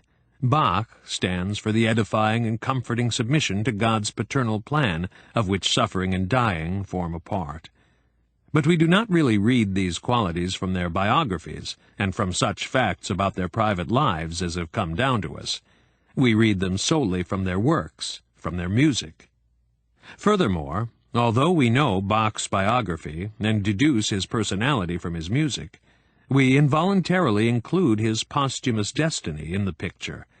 We conceive him as living with the knowledge, which causes him a silent smile, that all his work would be forgotten after his death, that his manuscripts would be treated as so much waste paper, that one of his sons, instead of himself, would be considered the great Bach, and harvest the success he himself merited, and that after his work had been rediscovered, it would be plunged into the misunderstandings and barbarities of the age of the feuilleton, and so on. Similarly, we tend to ascribe to Mozart, while still alive and flourishing, and producing his soundest work, some knowledge of his security in the hands of death, some premonition of the kindness with which death would embrace him. Where a body of work exists, the historian cannot help himself. He must sum it up, along with the life of the creator of that work, as two inseparable halves of a living unity. So we do with Mozart or with Bach. So we also do with Knecht, although he belongs to our essentially uncreative era and has not left behind any body of work of the same nature as those masters. In attempting to trace the course of Knecht's life, we are also attempting to interpret it, and although as historians we must deeply regret the scantiness of authenticated information on the last period of his life, we were nevertheless encouraged to undertake the task precisely because this last part of Knecht's life has become a legend. We have taken over this legend and adhere to its spirit, whether or not it is merely a pious fiction. Just as we know nothing about Knecht's birth and origins, we know nothing about his death. But we have not the slightest reason for assuming that this death could have been a matter of pure chance. We regard his life, in so far as it is known, as built up in a clear succession of stages, and if in our speculations about its end we gladly accept the legend and faithfully report it, we do so because what the legend tells us about the last stage of his life seems to correspond fully with the previous stages.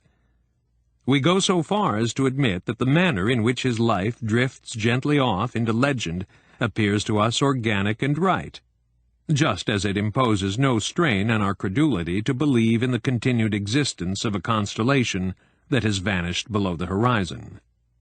Within the world in which we live, and by we I mean the author of this present work and the reader, Joseph Knecht reached the summit and achieved the maximum. As Magister Ludi, he became the leader and prototype of all those who strive toward and cultivate the things of the mind. He administered and increased the cultural heritage that had been handed down to him, for he was high priest of a temple that is sacred to each and every one of us. But he did more than attain the realm of a master, did more than fill the office at the very summit of our hierarchy. He moved on beyond it. He grew out of it into a dimension whose nature we can only reverently guess at. And for that very reason it seems to us perfectly appropriate, and in keeping with his life, that his biography should also have surpassed the usual dimensions, and at the end passed on into legend. We accept the miracle of this fact, and rejoice in it without any inclination to pry into it interpretively. But insofar as Knecht's life is historical, and it is that up to one specific day, we intend to treat it as such. It has been our endeavor, therefore, to transmit the tradition exactly as it has been revealed to us by our researches. Concerning his childhood before he entered the elite schools, we know only a single incident. It is, however, one of symbolic importance, for it signifies the first great call of the realm of mind to him, the voice of his vocation. And it is characteristic that this first call came not from science or scholarship, but from music. We owe this fragment of biography, as we do almost all the recollections of Knecht's personal life, to the jottings of a pupil of the Glass Bead Game, a loyal admirer who kept a record of many of the remarks and stories of his great teacher. Knecht must have been 12 or 13 years old at the time. For quite a while he had been a scholarship pupil in the Latin school of Berolfingen, a small town on the fringes of the Zauberwald. Probably Berolfingen was also his birthplace. His teachers at the school, and especially his music teacher, had already recommended him 2 or 3 times to the highest board for admission into the elite schools. But Knecht knew nothing about this, and had as yet had no encounters with the elite or with any of the masters of the highest board of educators. His music teacher, from whom he was learning violin and the lute, told him that the music master would shortly be coming to Berolfingen to inspect music instruction at the school. Therefore Joseph must practice like a good boy and not embarrass his teacher. The news stirred the boy deeply, for of course he knew quite well who the music master was. He was not to be compared with the school inspectors who visited twice a year, coming from somewhere in the higher reaches of the Board of Educators.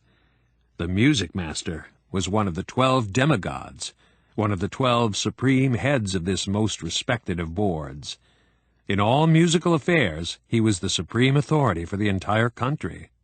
To think that the music master himself, the Magister Musicae in person, would be coming to Berolfingen. There was only one person in the world whom Joseph might have regarded as still more legendary and mysterious, the master of the Glass Bead Game. Joseph was filled in advance with an enormous and timorous reverence for the impending visitor. He imagined the music master variously as a king, as one of the 12 apostles, or as one of the legendary great artists of classical times, a Michael Praetorius or a Claudio Monteverdi, a J.J. Froberger or Johann Sebastian Bach. And he looked forward with a joy as deep as his terror to the appearance of this mighty star, that one of the demigods and archangels, one of the mysterious and almighty regents of the world of thought, was to appear in the flesh here in town and in the Latin school, that he was going to see him, and that the master might possibly speak to him, examine him, reprimand or praise him, was a kind of miracle and rare prodigy in the skies. Moreover, as the teachers assured him, this was to be the first time in decades that a Magister Musicae in person would be visiting the town and the little Latin school. The boy pictured the forthcoming event in a great variety of ways. Above all, he imagined a great public festival and a reception such as he had once experienced when a new mayor had taken office, with brass bands and streets strung with banners. There might even be fireworks. Knecht's schoolmates also had such fantasies and hopes. His happy excitement was subdued only by the thought that he himself might come too close to this great man, and that his playing and his answers might be so bad that he would end up unbearably disgraced. But this anxiety was sweet as well as tormenting. Secretly, without admitting it to himself, he did not think the whole eagerly anticipated festival with its flags and fireworks nearly so fine, so entrancing, important, and miraculously delightful as the possibility that he, little Joseph Knecht, would be seeing this man at close quarters, that in fact the master was paying this visit to Berolfingen just a little on his, Joseph's, account. For he was after all coming to examine the state of musical instruction, and the music teacher obviously thought it possible that the master would examine him as well. But perhaps it would not come to that. Alas, it probably would not. After all, it was hardly possible. The master would have better things to do than listen to a small boy's violin playing. He would probably want to see and hear only the older, more advanced pupils. Such were the boy's thoughts as he awaited the day. And the day, when it came, began with a disappointment. No music blared in the streets, no flags and garlands hung from the houses. As on every other day, Joseph had to gather up his books and notebooks and go to the ordinary classes. And even in the classroom there was not the slightest sign of decoration or festivity. Everything was ordinary and normal. Class began. The teacher wore his everyday smock. He made no speeches, did not so much as mention the great guest of honor. But during the second or third hour, the guest came nevertheless. There was a knock at the door. The school janitor came in and informed the teacher that Joseph Knecht was to present himself to the music teacher in 15 minutes, and he had better make sure that his hair was decently combed and his hands and fingernails clean. Knecht turned pale with fright. He stumbled from the classroom, ran to the dormitory, put down his books, washed and combed his hair. Trembling, he took his violin case and his book of exercises.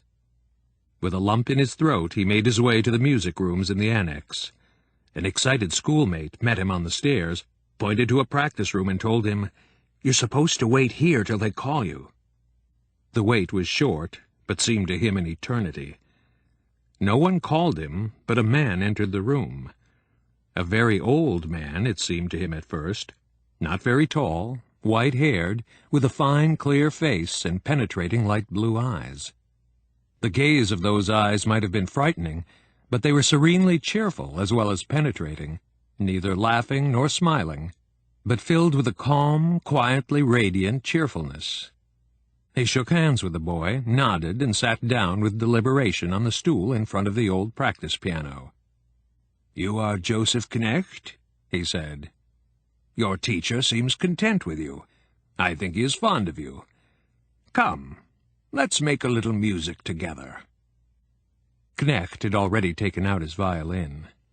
The old man struck the A, and the boy tuned.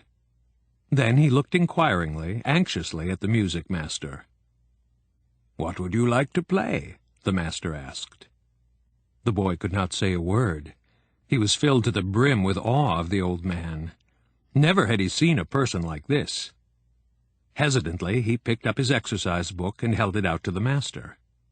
"No," the master said. "I want you to play from memory, and not an exercise, but something easy that you know by heart. Perhaps a song you like."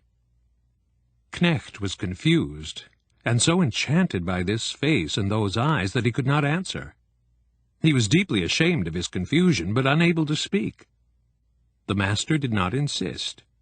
With one finger, he struck the first notes of a melody and looked questioningly at the boy. Joseph nodded, and at once played the melody with pleasure. It was one of the old songs which were often sung in school. "Once more," the master said. Knecht repeated the melody, and the old man now played a second voice to go with it. Now the old song rang through the small practice room in 2 parts. "Once more." Knecht played, and the master played the second part and a third part also. Now the beautiful old song rang through the room in 3 parts. "Once more." And the master played 3 voices along with the melody. "A lovely song," the master said softly. "Play it again, in the alto this time." The master gave him the first note, and Knecht played, the master accompanying with the other 3 voices. Again and again the master said, "Once more," and each time he sounded merrier. Knecht played the melody in the tenor, each time accompanied by 2 or 3 parts. They played the song many times, and with every repetition the song was involuntarily enriched with embellishments and variations. The bare little room resounded festively in the cheerful light of the forenoon. After a while the old man stopped. "Is that enough?" he asked. Knecht shook his head and began again. The master chimed in gaily with his 3 voices, and the 4 parts drew their thin, lucid lines, spoke to one another, mutually supported, crossed, and wove around one another in delightful windings and figurations. The boy and the old man ceased to think of anything else. They surrendered themselves to the lovely congenial lines and figurations they formed as their parts crisscrossed. Caught in the network their music was creating, they swayed gently along with it, obeying an unseen conductor. Finally, when the melody had come to an end once more, the master turned his head and asked, "Did you like that, Joseph?"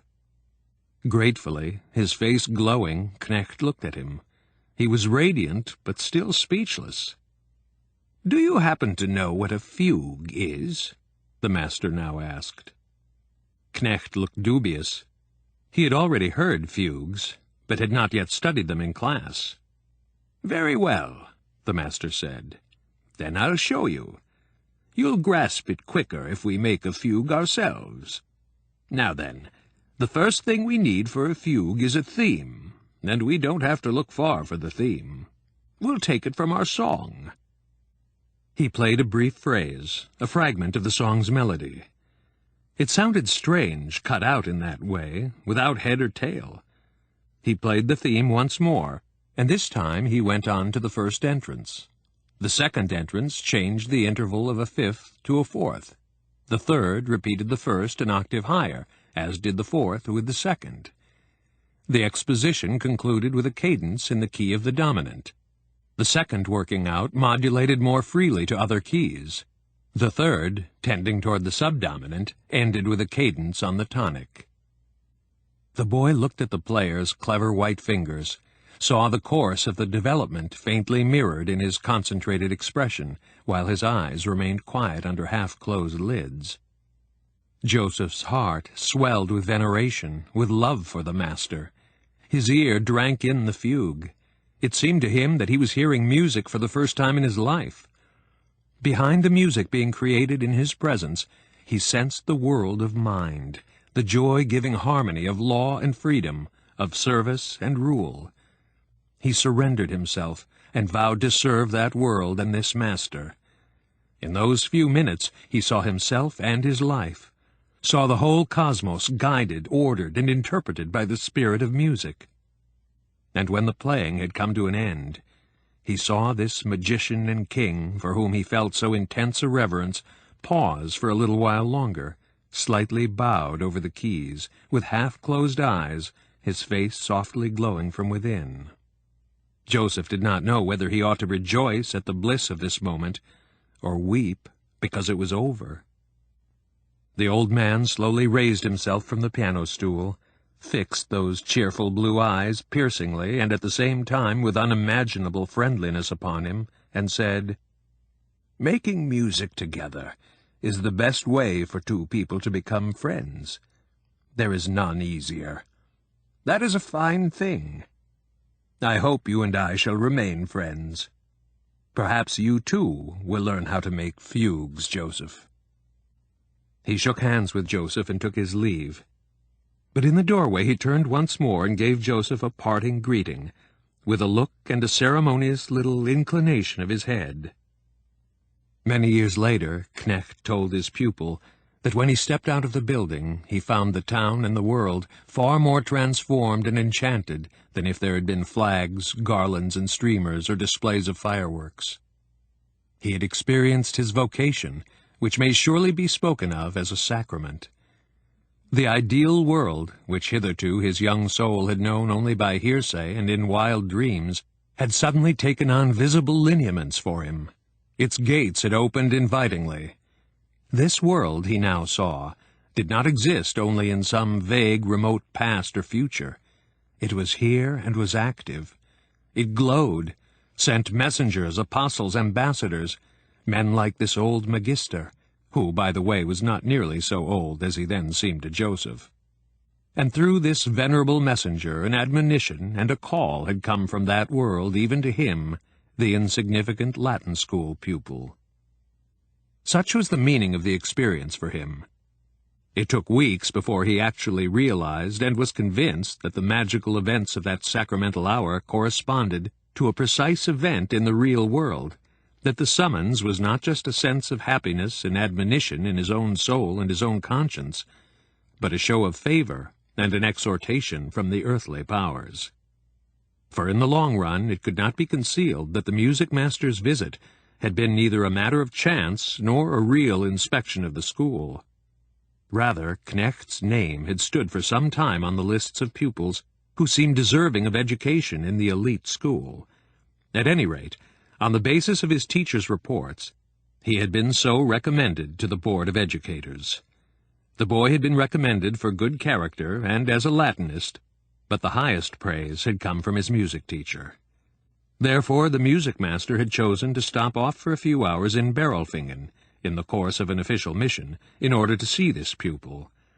In his examination he was not so much interested in Joseph's Latin or his fingering. In these matters he relied on the teacher's reports, which he nevertheless spent an hour going over, as whether the boy had it in him by nature to become a musician in the higher sense of the word, whether he had the capacity for enthusiasm, subordination, reverence, worshipful service.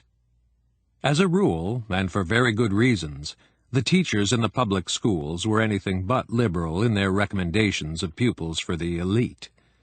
Nevertheless, now and then someone would be pushed out of more or less unsavory motives. Quite often, too, from sheer lack of insight, a teacher would stubbornly recommend some pet pupil who had few virtues aside from diligence, ambition, and a certain shrewdness in his conduct toward the teachers. The music master particularly disliked this kind of boy. He could tell at once whether a pupil was aware that his future career was at stake, and woe to the boy who approached him too adroitly, too cannily, too cleverly, let alone one who tried to flatter him. In a good many cases, such candidates were rejected without even an examination. Knecht, on the other hand, had delighted the old music master.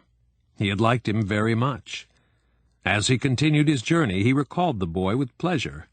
He had made no notes and entered no marks for him in his notebook, but he took with him the memory of the unspoiled, modest boy, and upon his return he inscribed his name in his own hand on the list of pupils who had been examined personally by a member of the Board of Educators and been found worthy of admission.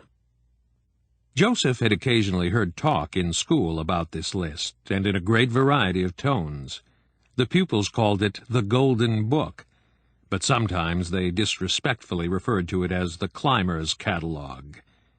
Whenever a teacher mentioned the list, if only to remind a pupil that a lout like him could never hope to win a place on it, there would be a note of solemnity, of respect, and also of self-importance in his voice.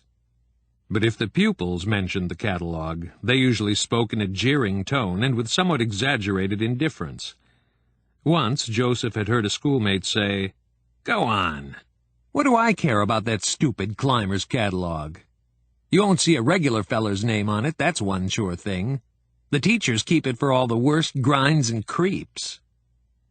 A curious period followed Joseph's wonderful experience with the music master. He still did not know that he now belonged to the electi, to the flos juventutis, as the elite pupils were called in the order. At first it did not enter his mind that there might be practical consequences and tangible effects of the episode upon his general destiny or his daily life. While for his teachers he was already marked by distinction and on the verge of departure, he himself was conscious of his call almost entirely as a process within himself. Even so, it made a clear dividing line in his life. Although the hour with the sorcerer, as he often thought of the music master, had only brought to fruition, or brought closer, something he had already sensed in his own heart, that hour nevertheless clearly separated the past from the present and the future, just as an awakened dreamer, even if he wakes up in the same surroundings that he has seen in his dream, cannot really doubt that he is now awake. There are many types and kinds of vocation, but the core of the experience is always the same. The soul is awakened by it, transformed or exalted, so that instead of dreams and presentiments from within, a summons comes from without. A portion of reality presents itself and makes its claim. In this case, the portion of reality had been the music master. This remote, venerated demigod, this archangel from the highest spheres of heaven, had appeared in the flesh. Joseph had seen his omniscient blue eyes. He had sat on the stool at the practice piano, had made music with Joseph, made music wonderfully. Almost without words he had shown him what music really was, had blessed him, and vanished. For the present, Joseph was incapable of reflecting on possible practical consequences, on all that might flow out of this event, for he was much too preoccupied with the immediate reverberations of it within himself. like a young plant hitherto quietly and intermittently developing, which suddenly begins to breathe harder and to grow, as though in a miraculous hour it has become aware of the law which shapes it and begins to strive toward the fulfillment of its being. The boy, touched by the magician's hand, began rapidly and eagerly to gather and tauten his energies. He felt changed, growing. He felt new tensions and new harmonies between himself and the world. There were times now, in music, Latin, and mathematics, when he could master tasks that were still far beyond his age and the scope of his schoolmates. Sometimes he felt capable of any achievements. At other times he might forget everything and daydream with a new softness and surrender, listen to the wind or the rain, gaze into the chalice of a flower or the moving waters of the river, understanding nothing, divining everything, lost in sympathy, curiosity, the craving to comprehend, carried away from his own self toward another, toward the world, toward the mystery and sacrament, the at once painful and lovely disporting of the world of appearances. Thus, beginning from within and growing toward the meeting and confirmation of self and world, the vocation of Joseph Knecht developed in perfect purity. He passed through all its stages, tasted all its joys and anxieties. Unhampered by sudden revelations and indiscretions, the sublime process moved to its conclusion. His was the typical evolution of every noble mind. Working and growing harmoniously and at the same tempo, the inner self and the outer world approached each other. At the end of these developments, the boy became aware of his situation and of the fate that awaited him.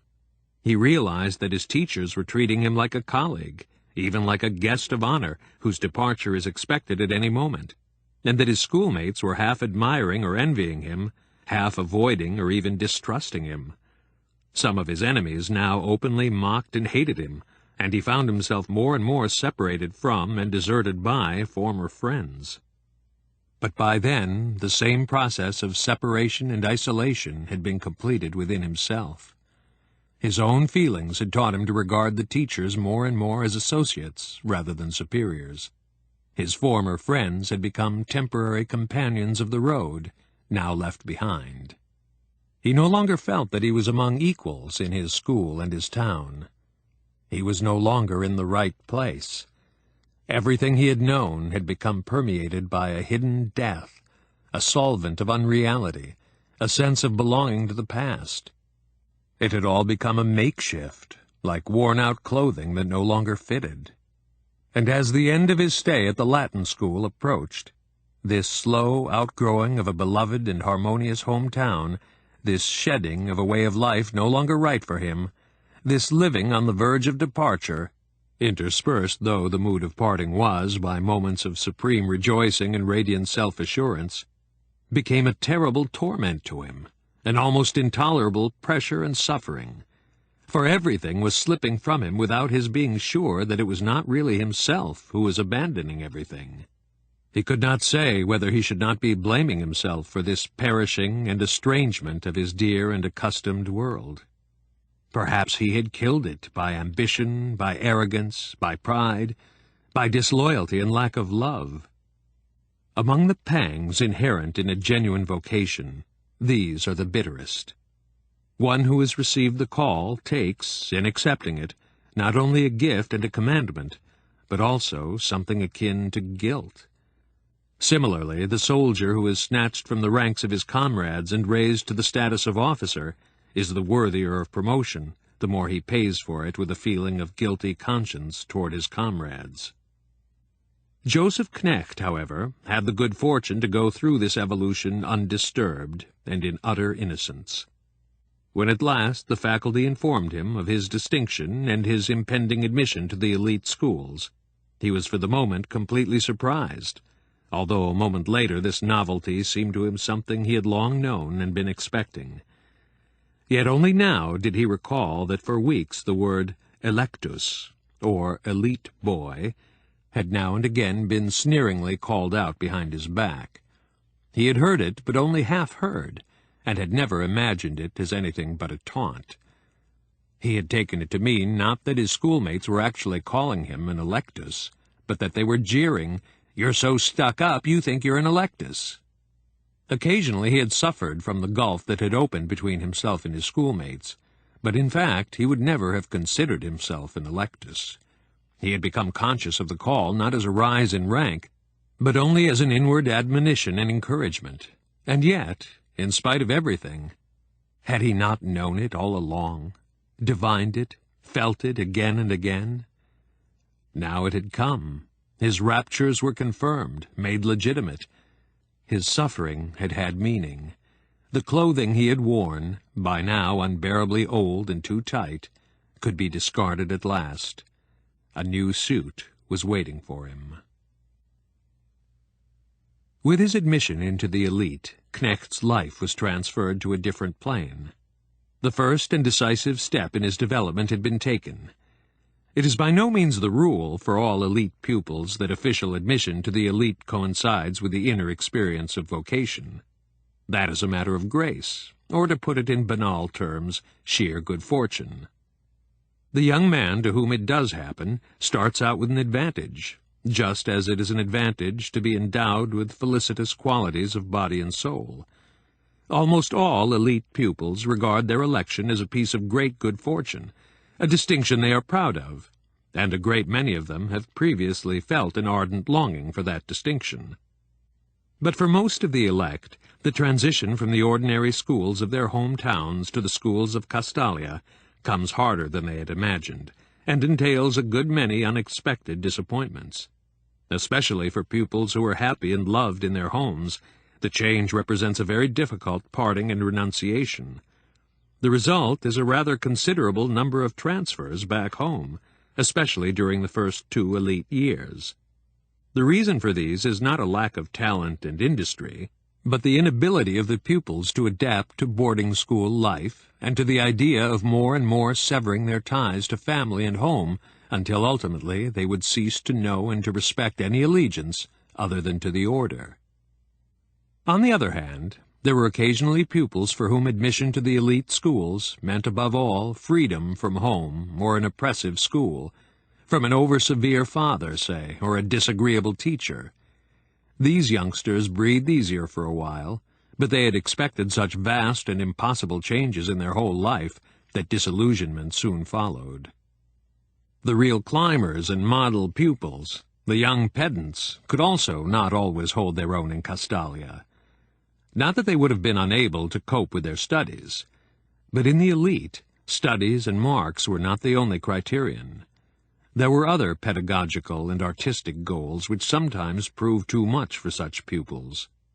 Nevertheless, within the system of 4 great elite schools, with their numerous subdivisions and branch institutions, there was room for a great variety of talents, and an aspiring mathematician or a student of languages and literatures, if he really had the makings of a scholar, would not be misprized for a lack of musical or philosophical talent. Even in Castalia, in fact, there were at times very strong tendencies toward cultivation of the pure, sober disciplines, and the advocates of such tendencies not only denigrated the visionaries, that is, the devotees of music and the other arts, but even sometimes went so far as to forswear and ban, within their own circle, everything artistic, and especially the glass bead game.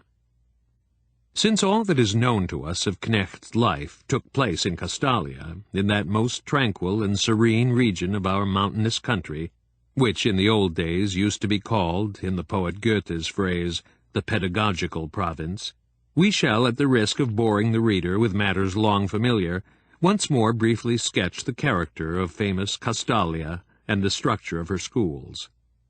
These schools, for brevity known as the elite schools, constitute a wise and flexible system by means of which the administration, a council of studies consisting of 20 counselors, 10 representing the Board of Educators and 10 representing the Order, draws candidates from among the most gifted pupils in the various sections and schools of the country, in order to supply new generations for the Order and for all the important offices in the secondary school system and the universities.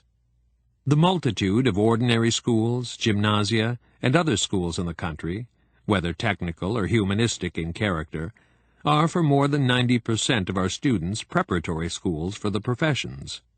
They terminate with an entrance examination for the university. At the university, there is a specific course of study for each subject. Such is the standard curriculum for our students, as everyone knows. These schools make reasonably strict demands and do their best to exclude the untalented. But alongside, or above, these schools, we have the system of elite schools, to which only the pupils of extraordinary gifts and character are admitted. Entrance to them is not controlled by examinations.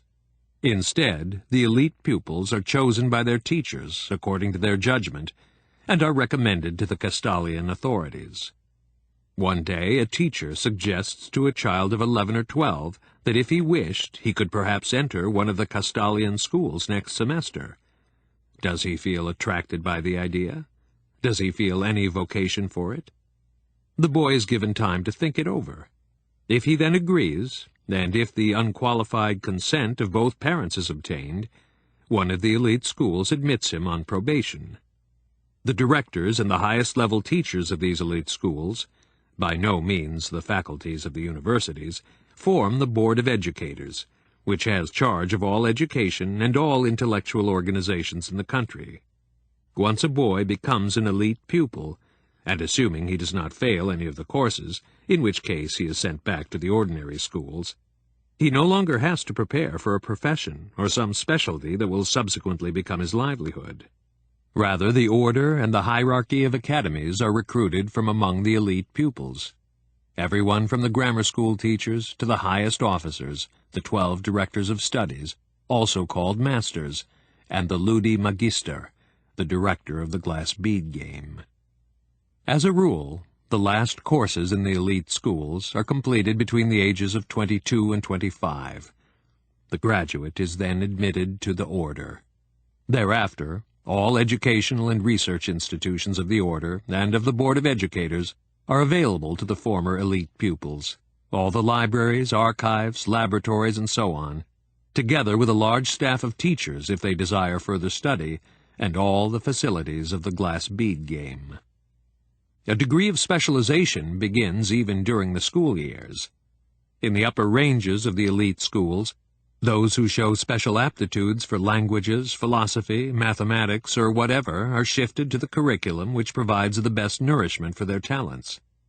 Most of these pupils end up as subject teachers in the public schools and universities. They remain, even though they have left Castalia, members of the order for life. That is to say, they stand at an austere remove from the normals, those who are not educated in the elite schools, and can never, unless they resign the order, become professional men, such as doctors, lawyers, engineers, and so on. They are subject for life to the rules of the order, which include poverty and bachelorhood. The common people call them in a half-derisive, half-respectful tone, the mandarins. Thus, the bulk of former elite pupils find their ultimate destiny as schoolmasters. The tiny remainder, the top flight of the Castalian schools, can devote themselves to free study for as long as they please. A contemplative, diligent intellectual life is reserved for them. Many a highly gifted person who, for one reason or another, perhaps some physical defect or quirk of character, is not suited to become a teacher or to hold a responsible post in the superior or inferior boards of educators, may go on studying, researching, or collecting throughout his life as a pensioner of the authorities. His contribution to society then consists mostly of works of pure scholarship. Some are placed as advisors to dictionary committees, archives, libraries, and so on. Others pursue scholarship as art for art's sake. A good many of them have devoted their lives to highly abstruse and sometimes peculiar subjects, such as Lodovicus Crudelis, who toiled for 30 years translating all extant ancient Egyptian texts into both Greek and Sanskrit, or the somewhat peculiar Chantus Calvensis II, who has bequeathed to us 4 immense folio volumes on the pronunciation of Latin in the universities of southern Italy toward the end of the 12th century. This work was intended as part 1 of a history of the pronunciation of Latin from the 12th to the 16th centuries. But in spite of its 1,000 manuscript pages, it has remained a fragment, for no one has carried on the work. It is understandable that there has been a good deal of joking about purely learned works of this type. Their actual value for the future of scholarship and for the people as a whole cannot be demonstrated. Nevertheless, scholarship, as was true for art in the olden days, must indeed have far-flung grazing grounds, and in pursuit of a subject which interests no one but himself, a scholar can accumulate knowledge which provides colleagues with information as valuable as that stored in a dictionary or an archive. As far as possible, scholarly works, such as the above-mentioned, were printed. The real scholars were left in almost total freedom to ply their studies and their games, and no one objected that a good many of their works seemed to bring no immediate benefits to the people or the community, and inevitably seemed to non-scholars merely luxurious frivolities. A good many of these scholars have been smiled at for the nature of their studies, but none has ever been reproved, let alone had his privileges withdrawn.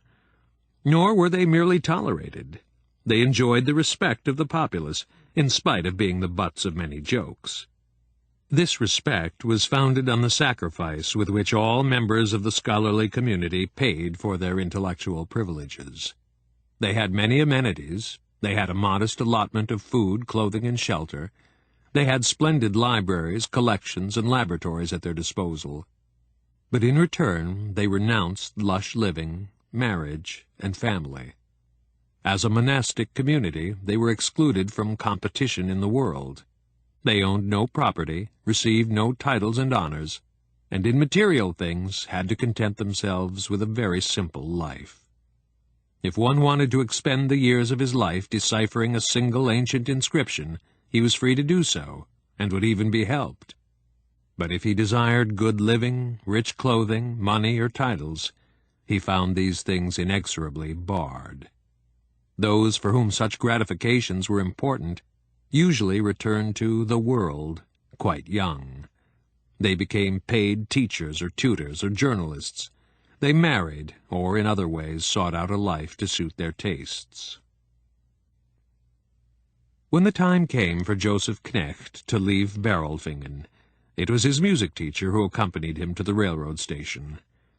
Saying goodbye to this teacher was painful, and his heart also swelled a little with a feeling of loneliness and uncertainty after the train started and the whitewashed, stepped gable of the old castle tower dropped out of sight and did not reappear. Many another pupil has set out on this first journey with far more turbulent feelings, frightened and in tears. Joseph had inwardly already transferred his allegiance.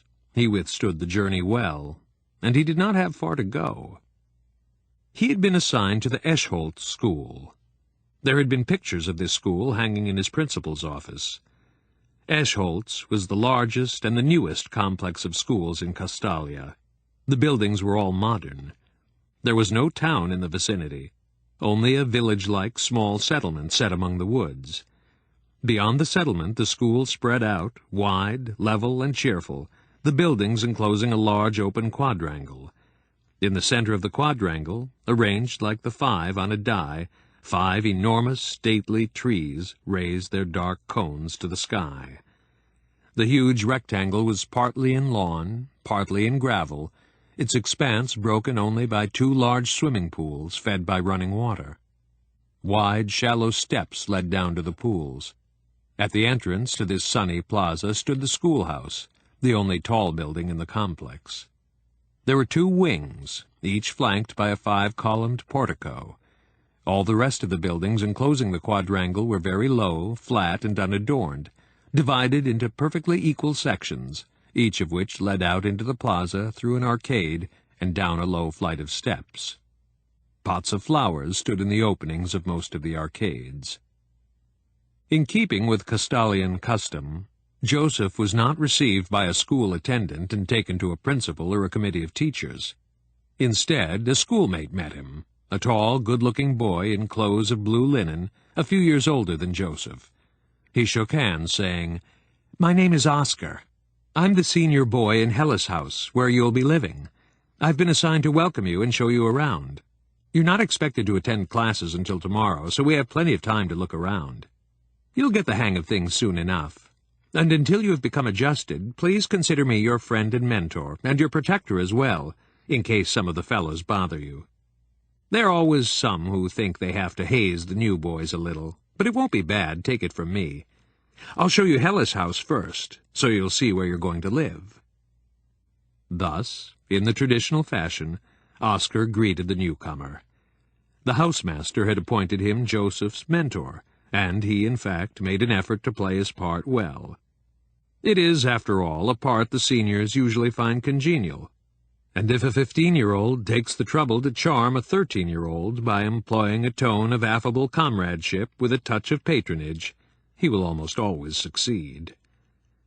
During Joseph's first few days, his mentor treated him like a guest, whom a courteous host pampers in the hope that he will, should he happen to depart the next day, take away with him a good impression of host and house. Joseph was shown to a room which he would be sharing with 2 other boys. He was served rusks and a cup of fruit juice. He was shown the whole of Hella's house, one of the dormitories of the large quadrangle. He was shown where to hang his towel in the steam bath, and in which corner he was allowed to keep potted plants if he wanted them. Before evening fell, he was also taken to the launderer at the wash-house, where a blue linen suit was selected and fitted for him. From the very first, Joseph felt at ease in the place. He gaily fell in with Oscar's tone, and showed only the slightest trace of bashfulness, although he naturally regarded this older boy, who had obviously been at home in Castalia for a long time, as something of a demigod. He even enjoyed the bits of showing off, as when Oscar would weave a complicated Greek quotation into his talk, only to recall politely that the new boy, of course, couldn't understand. Naturally not. How could he be expected to? In any case, life at a boarding school was nothing new to Joseph. He fitted in without difficulty. For that matter, no important events of his years at Eschholz have been recorded. The terrible fire in the schoolhouse must have happened after his time. Portions of his scholastic record have been traced. They show that he occasionally had the highest marks in music and Latin, and somewhat above average in mathematics and Greek. Now and then there are entries about him in the house book, such as Ingenium valde capax, studia non angusta, mores probantur, or Ingenium felix et profectuum avidissimum, moribus placet officiosis. What punishments he received at Eschholz can no longer be determined. The disciplinary register was lost in the fire along with so much else. There is the testimony of a fellow pupil that during the 4 years at Eschholz, Knecht was punished only once, by being excluded from the weekly outing, and that his demerit had consisted in obstinately refusing to name a schoolmate who had done something against the rules. The anecdote sounds plausible. Knecht undoubtedly was always a good comrade, and never servile toward his superiors. Nevertheless, it seems highly unlikely that this was actually his sole punishment in 4 years. Since our data on Knecht's early period in the elite school are so sparse, we cite a passage from one of his later lectures on the Glass Bead Game. Knecht's own manuscripts of these lectures for beginners are not available, it should be noted. He delivered them extemporaneously, and a pupil took them down in shorthand. At one point, Knecht speaks about analogies and associations in the Glass Bead Game, and in regard to the latter distinguishes between legitimate, universally comprehensible associations, and those that are private or subjective. He remarks, "To give you an example of private associations that do not forfeit their private value, although they have no place in the Glass Bead Game, I shall tell you of one such association that goes back to my own school days. I was about 14 years old, and it was the season when spring is already in the air, February or March.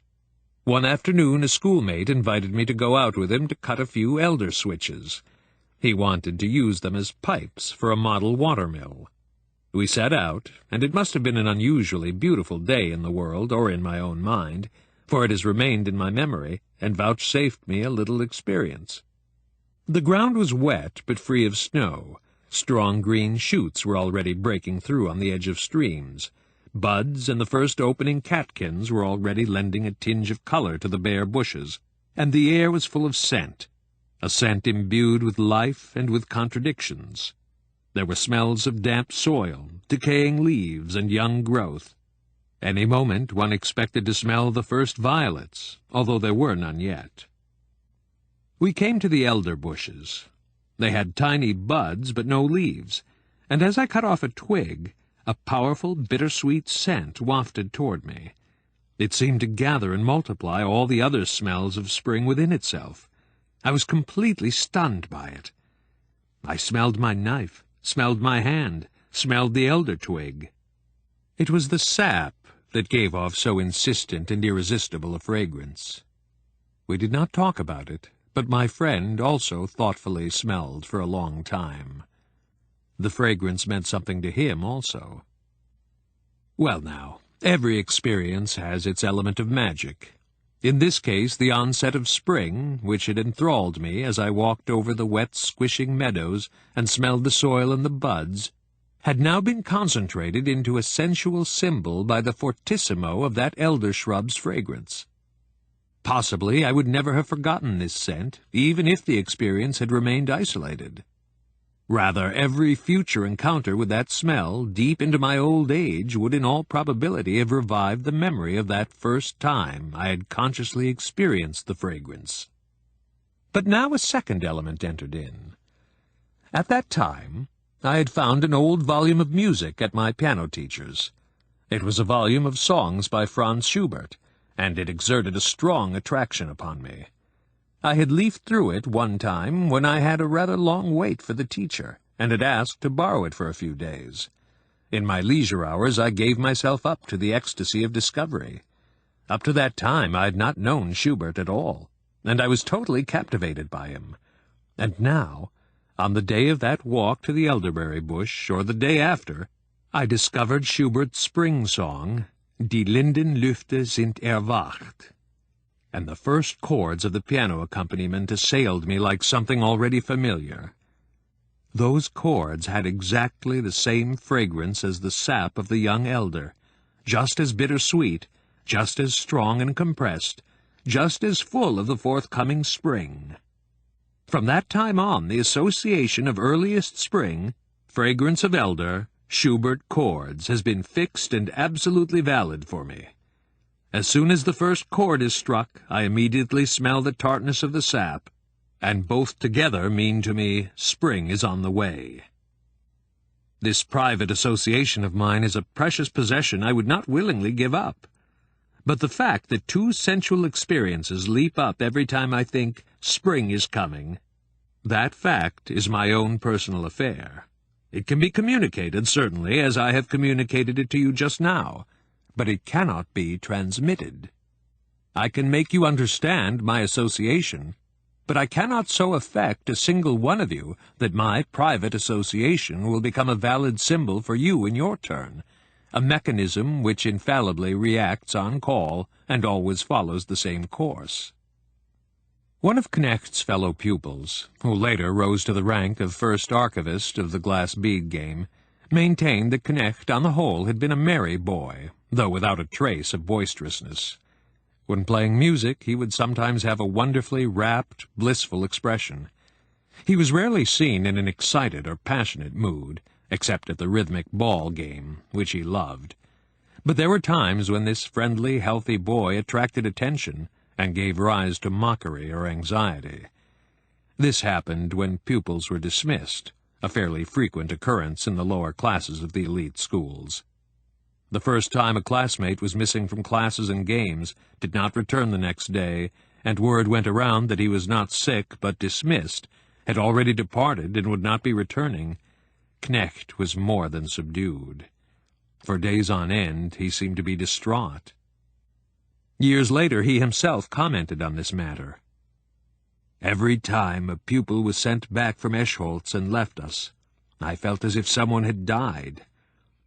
If I had been asked the reason for my sorrow, I would have said that I felt pity for the poor fellow who had spoiled his future by frivolity and laziness, and that there was also an element of anxiety in my feeling, fear that this might possibly happen to me some day.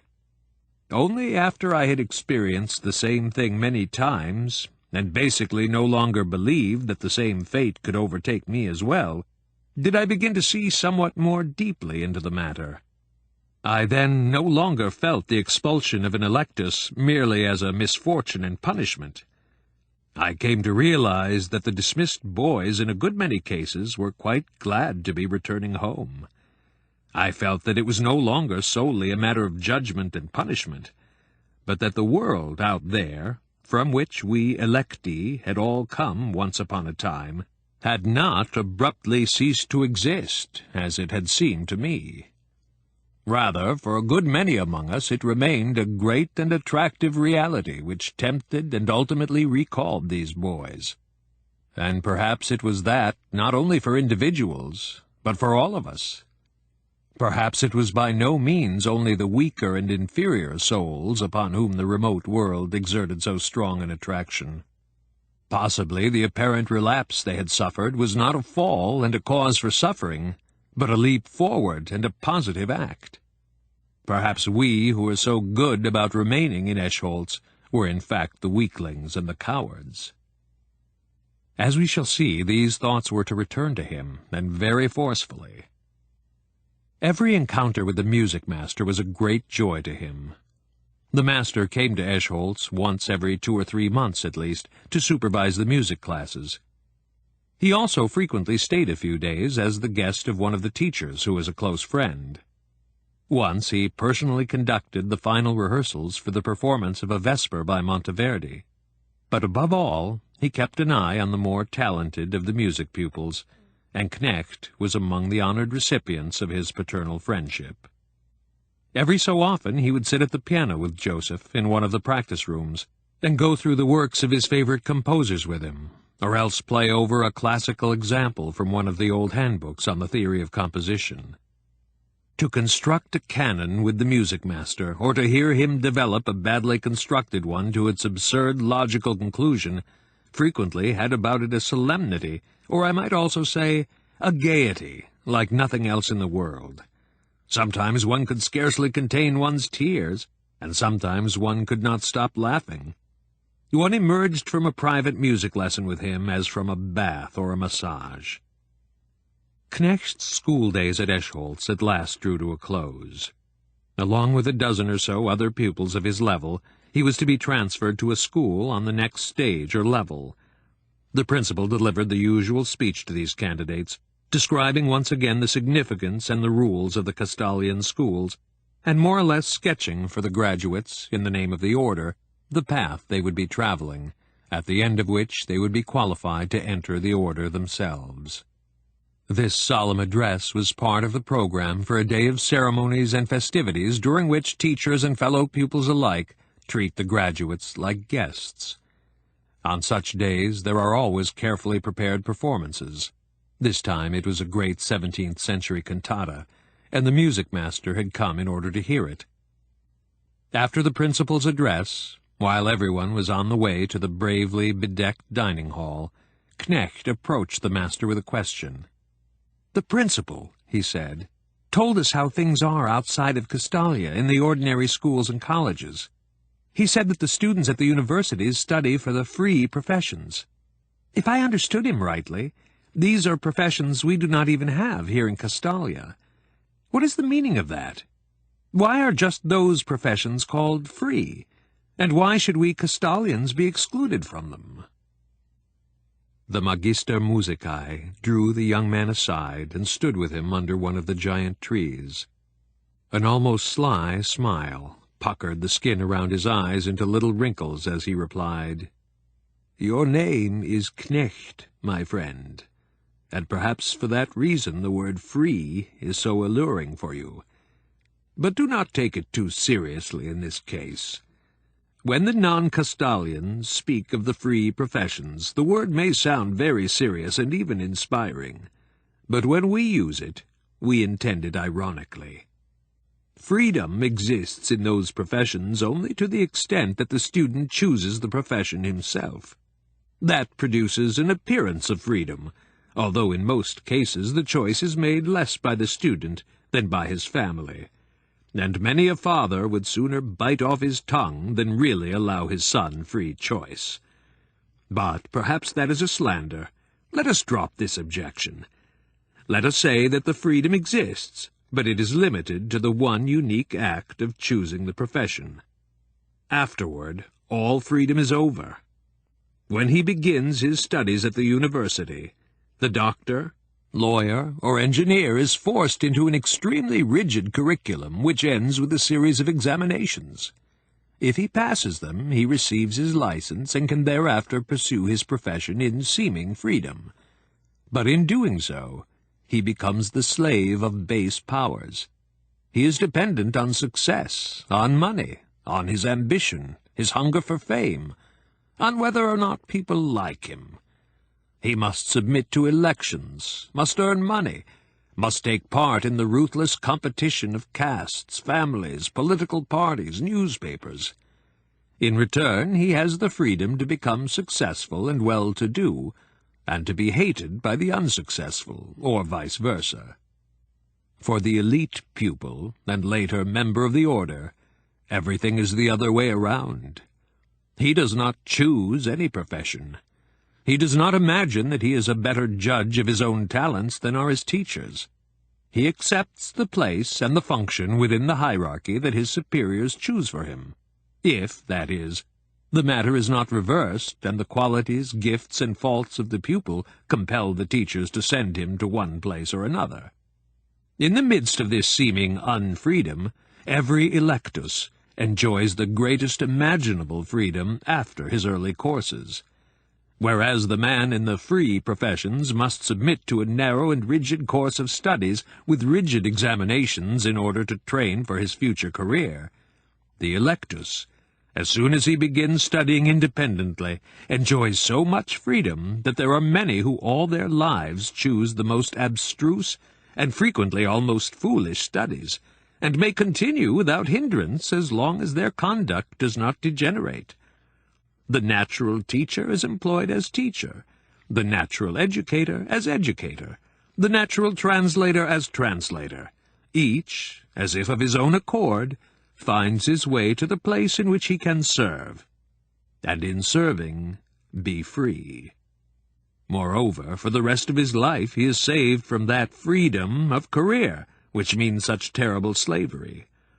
He knows nothing of the struggle for money, fame, rank. He recognizes no parties, no dichotomy between the individual and the office, between what is private and what is public. He feels no dependence upon success. Now, do you see, my son, that when we speak of the free professions, the word free is meant rather humorously? Knecht's departure from Eschholz marked the end of an era in his life. If hitherto he had lived a happy childhood, in a willing subordination and harmony almost without problems, there now began a period of struggle, development, and complex difficulties. He was about 17 years old when he was informed of his impending transfer. A number of his classmates received the same announcement, and for a short while there was no more important question among the elect, and none more discussed, than the place to which each of them would be transplanted. In keeping with tradition, they were told only a few days before their departure, and between the graduation ceremony and departure there were several days of vacation. During this vacation, something splendid happened to Knecht. The music master proposed he take a walking trip and visit him, spending a few days as his guest. That was a great and rare honor. Early one morning, Knecht set out with a fellow graduate, for he was still considered an Eschholz pupil, and at this level boys were not allowed to travel alone.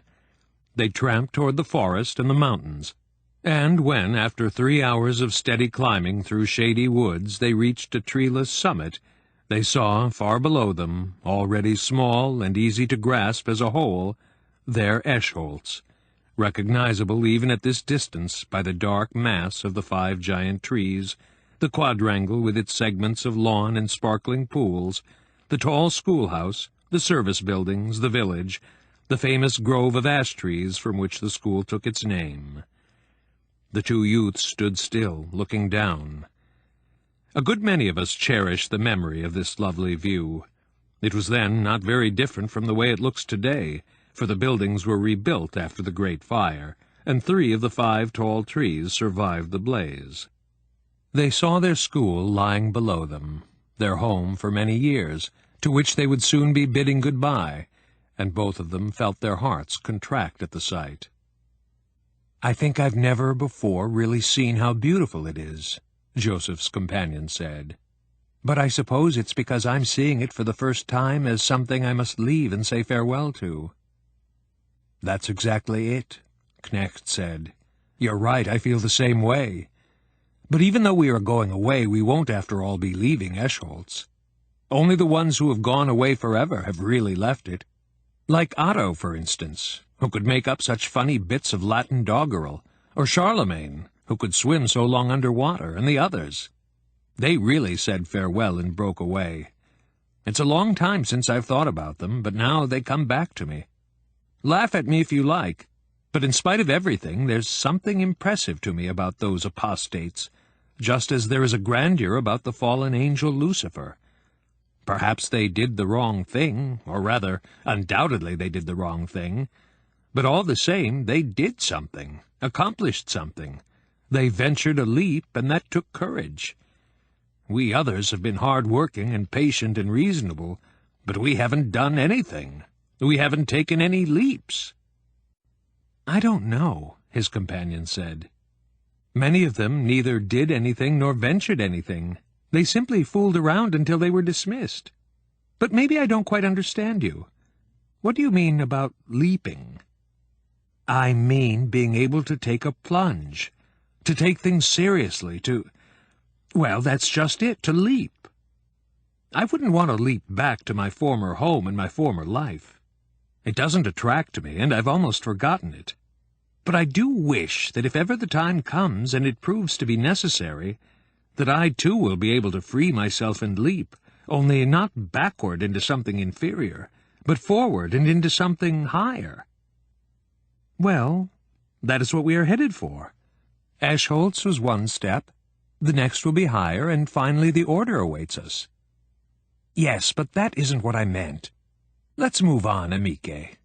Walking is so great it will cheer me up again. We've really given ourselves a case of the dumps." This mood and those words, which his classmate recorded, already sound the note which prevailed during the stormy period of Knecht's adolescence. The hikers tramped for 2 days before they reached the music master's current home, Montport, high in the mountains, where the master lived in the former monastery, giving a course for conductors. Knecht's classmate was lodged in the guest-house, while Knecht himself was assigned a small cell in the magister's apartment. He had barely unpacked his knapsack and washed when his host came in. The venerable man shook hands with the boy, sat down with a small sigh, and for a few minutes closed his eyes, as was his habit when he was very tired. Then, looking up with a friendly smile, he said, "Forgive me.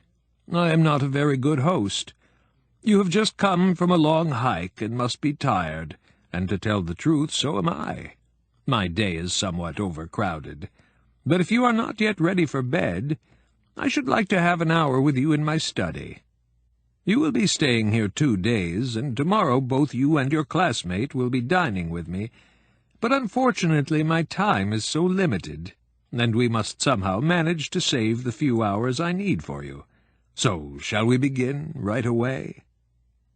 He led Knecht into a large vaulted cell, empty of furniture, but for an old piano and 2 chairs. They sat down in the chairs. "You will soon be entering another stage," the master said. "There you will learn all sorts of new things, some of them very pleasant. Probably you'll also begin dabbling in the Glass Bead Game before long. All that is very fine and important, but one thing is more important than anything else. You are going to learn meditation there. Supposedly all the students learn it, but one can't go checking up on them. I want you to learn it properly and well, just as well as music. Then everything else will follow of its own accord. Therefore, I'd like to give you the first 2 or 3 lessons myself. That was the purpose of my invitation. So today and tomorrow, and the day after tomorrow, let us try to meditate for an hour each day, and moreover on music. You will be given a glass of milk now, so that hunger and thirst do not disturb you. Supper will be brought to us later." He rapped on the door, and a glass of milk was brought in. "Drink slowly, slowly," he admonished. "Take your time, and do not speak." Knecht drank his cool milk very slowly. Opposite him the dear man sat with his eyes closed again. His face looked very old but friendly. It was full of peace, and he was smiling to himself, as though he had stepped down into his own thoughts like a tired man into a foot-bath. Tranquillity streamed from him. Knecht felt it, and himself grew calmer. Now the Magister turned on his chair and placed his hands on the piano. He played a theme and carried it forward with variations. It seemed to be a piece by some Italian master. He instructed his guest to imagine the progress of the music as a dance, a continuous series of balancing exercises, a succession of smaller or larger steps from the middle of an axis of symmetry, and to focus his mind entirely on the figure which these steps formed. He played the bars once more, silently reflected on them, played them again, then sat quite still, hands on his knees, eyes half closed, without the slightest movement, repeating and contemplating the music within himself. His pupil, too, listened within himself, saw fragments of lines of notes before him, saw something moving, something stepping, dancing, and hovering, and tried to perceive and read the movement as if it were the curves in the line of a bird's flight. The pattern grew confused, and he lost it. He had to begin over again. For a moment his concentration left him, and he was in a void. He looked around and saw the master's still, abstracted face floating palely in the twilight, found his way back again to that mental space he had drifted out of. He heard the music sounding in it again, saw it striding along, saw it inscribing the line of its movement, and followed in his mind the dancing feet of the invisible dancers. It seemed to him that a long time had passed before he glided out of that space once more, again became aware of the chair he sat on, the mat-covered stone floor, the dimmer dusk outside the windows. He felt someone regarding him, looked up and into the eyes of the music-master, who was attentively studying him. The master gave him an almost imperceptible nod, with one finger played pianissimo the last variation of the Italian piece, and stood up. "Stay on," he said. "I shall be back. Try once again to track down the music. Pay attention to the figure, but don't force yourself. It's only a game. If you should fall asleep over it, there's no harm."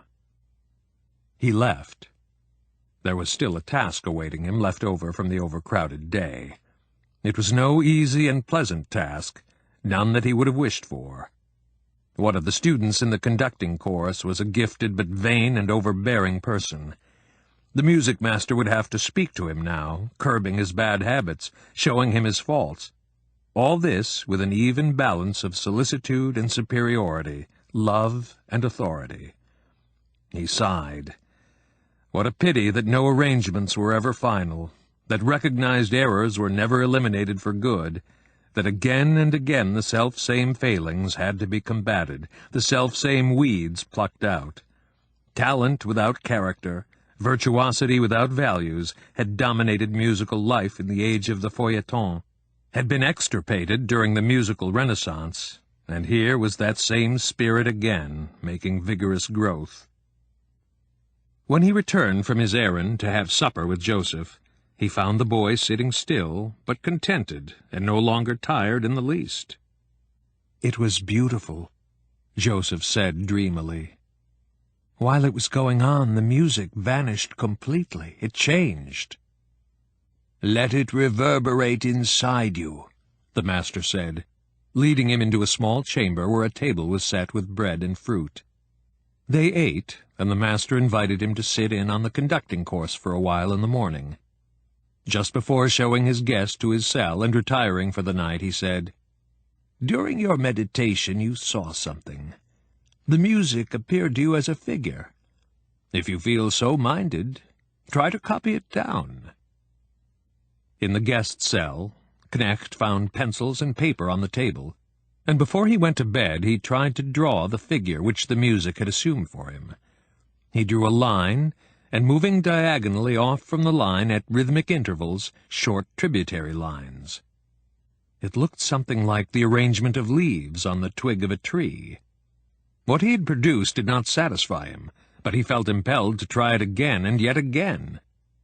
At last he playfully curved the line into a circle from which the tributary lines radiated, like flowers in a garland. Then he went to bed and fell asleep quickly. He dreamed that he was once again on that height above the woods, where he had rested with his classmate, and saw dear Eschholz spread out below him. And as he looked down, the quadrangle of the school building contracted into an oval, and then spread out to a circle, a garland, and the garland began turning slowly. It turned with increasing speed, until at last it was whirling madly and burst, flying apart into twinkling stars. He had forgotten this dream by the time he awoke. But later, during a morning walk, the master asked him whether he had dreamt, and it seemed to him that he must have had an unpleasant experience in his dreams. He thought, recovered the dream, told it, and was astonished at how innocuous it sounded. The master listened closely. "Should we be mindful of dreams?" Joseph asked. "Can we interpret them?" The master looked into his eyes and said tersely, "We should be mindful of everything, for we can interpret everything." After they had walked on a bit, he asked paternally, "Which school would you like most to enter?" Joseph flushed. He murmured quickly, "Waldsell, I think." The master nodded. "I thought so. Of course you know the old saying, Gignit autem artificiosam." Still blushing, Joseph completed the saying familiar to every student. Gignit autem artificiosam lusurum gentem cela silvestris. But Waldsell breeds the skillful glass bead game players. The old man gave him a warm look. "Probably that is your path, Joseph. As you well know, there are some who do not think well of the glass bead game. They say it is a substitute for the arts, and that the players are mere popularizers, that they can no longer be regarded as truly devoted to the things of the mind, but are merely artistic dilettantes given to improvisation and feckless fancy. You will see how much or how little truth there is in that. Perhaps you yourself have notions about the glass bead game, expecting more of it than it will give you, or perhaps the reverse. There is no doubt that the game has its dangers. For that very reason we love it. Only the weak are sent out on paths without perils. But never forget what I have told you so often. Our mission is to recognize contraries for what they are, first of all as contraries, but then as opposite poles of a unity. Such is the nature of the glass bead game.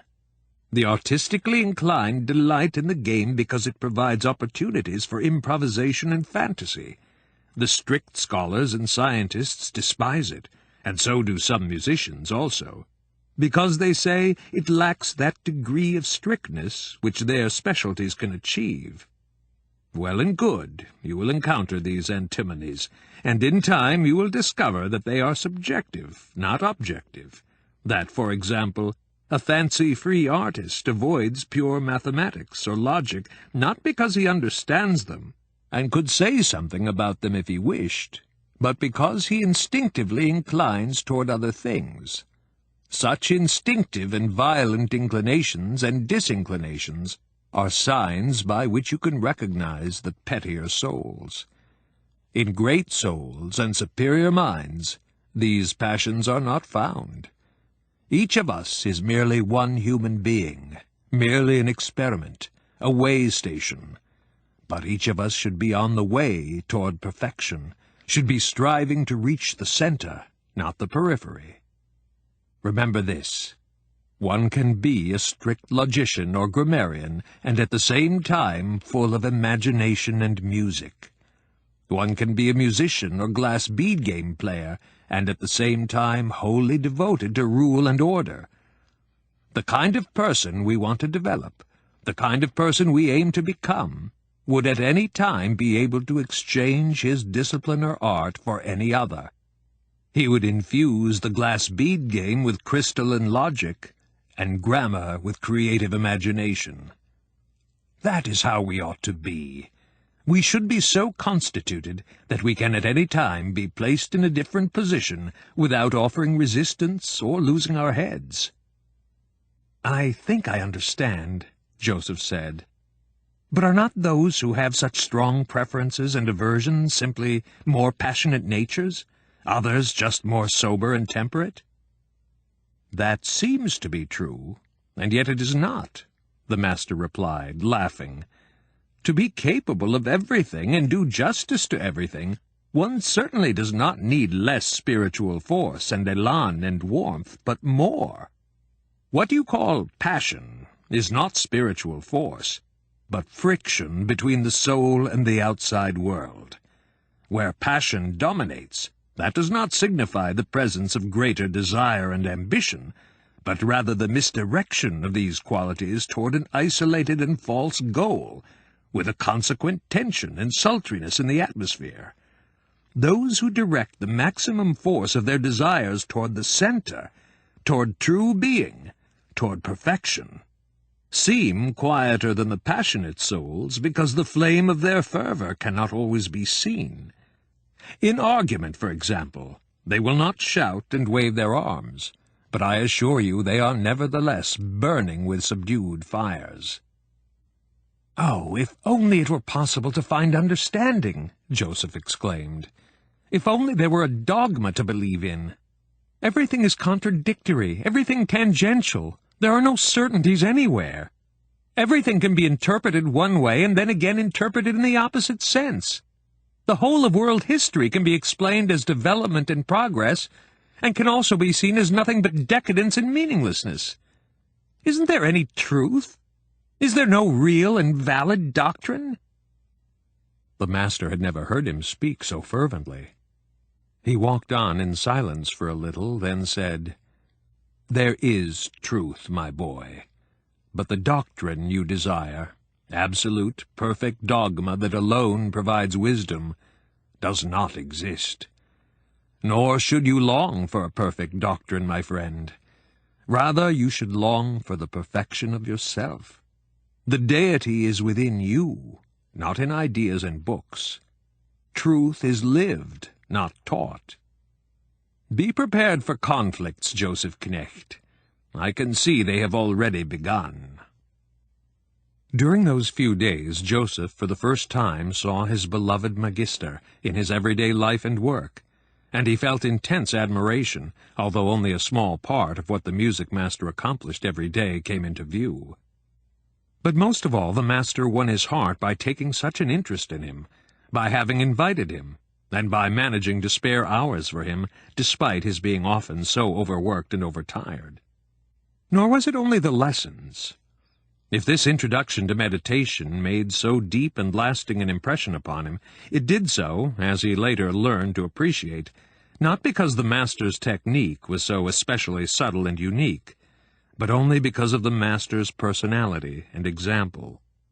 His later teachers, who instructed him in meditation during the following year, gave him more guidance, more precise lessons.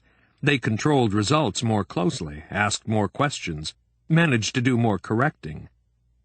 The music master, confident of his power over this young man, did very little teaching and talking.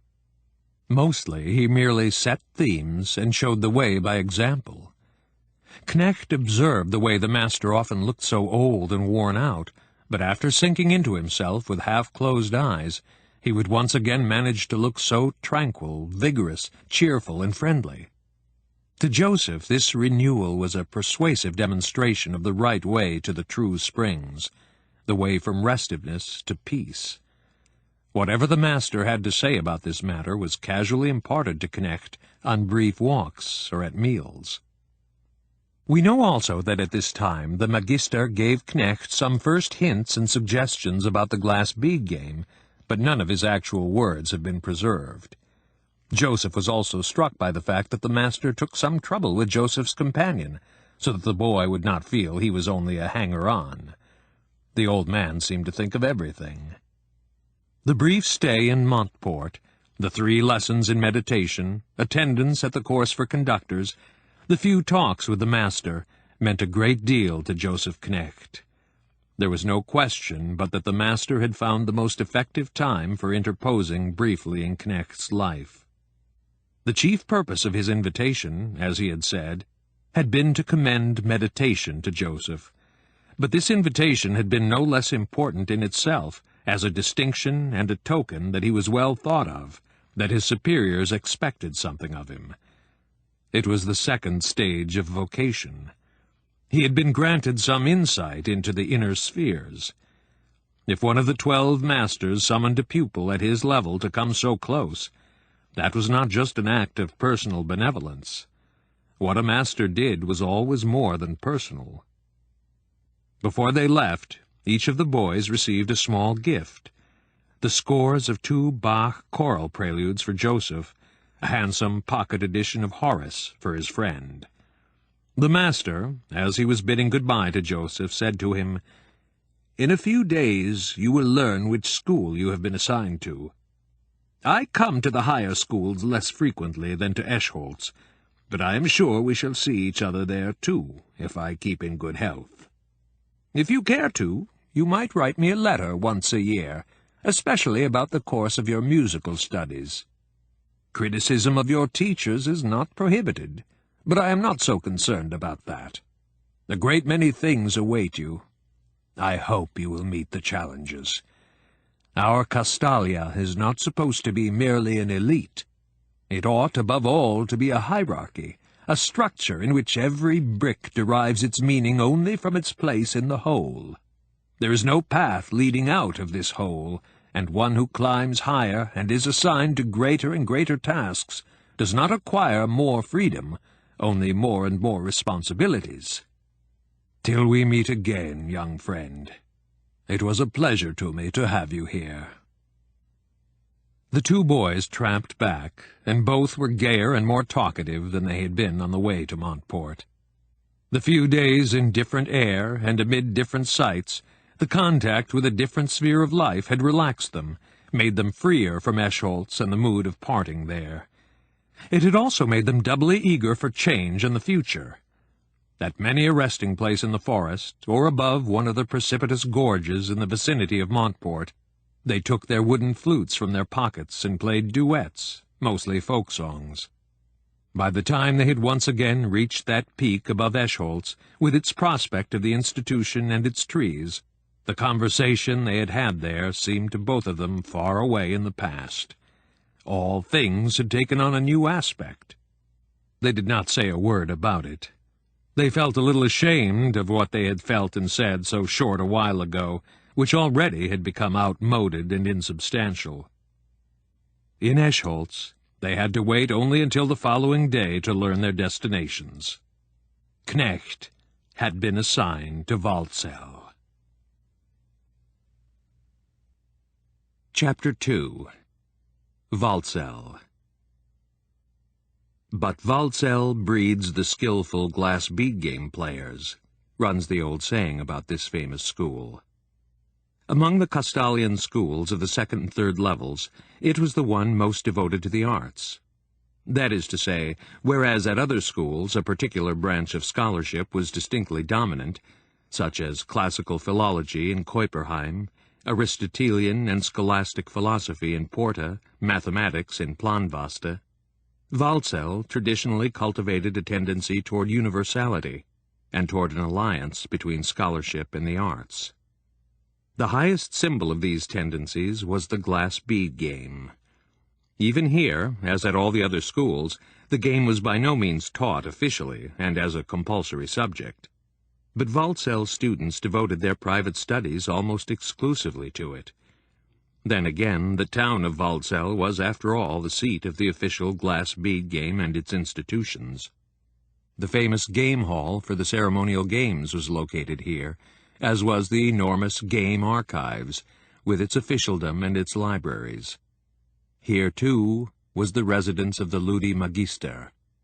And although these institutions existed altogether independently, and the school was in no way attached to them, the spirit of the institutions permeated the school. Something of the hallowed atmosphere of the great public games spread over the whole area. The town itself was very proud of being the home not only of a school, but of the game also. The townspeople called the students scholars, and referred to those who attended the game school as losers, a corruption of lusores. The Waldsell school was, incidentally, the smallest of the Castalian schools. The number of students rarely exceeded 60, and undoubtedly this circumstance also helped to lend it an air of uniqueness and aristocracy, of special distinction, for here was the very elite of the elite. Moreover, during the past several decades, this venerable school had produced many masters and the majority of Glass Bead Game players.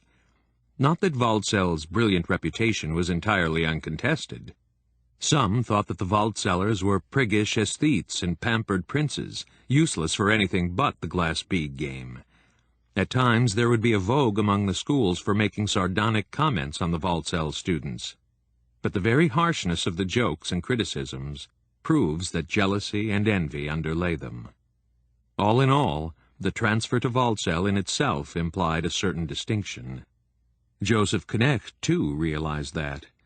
And although he was not ambitious in the vulgar sense of the word, he accepted the distinction with a measure of joyous pride. Along with several schoolmates, he arrived in Waldsell on foot.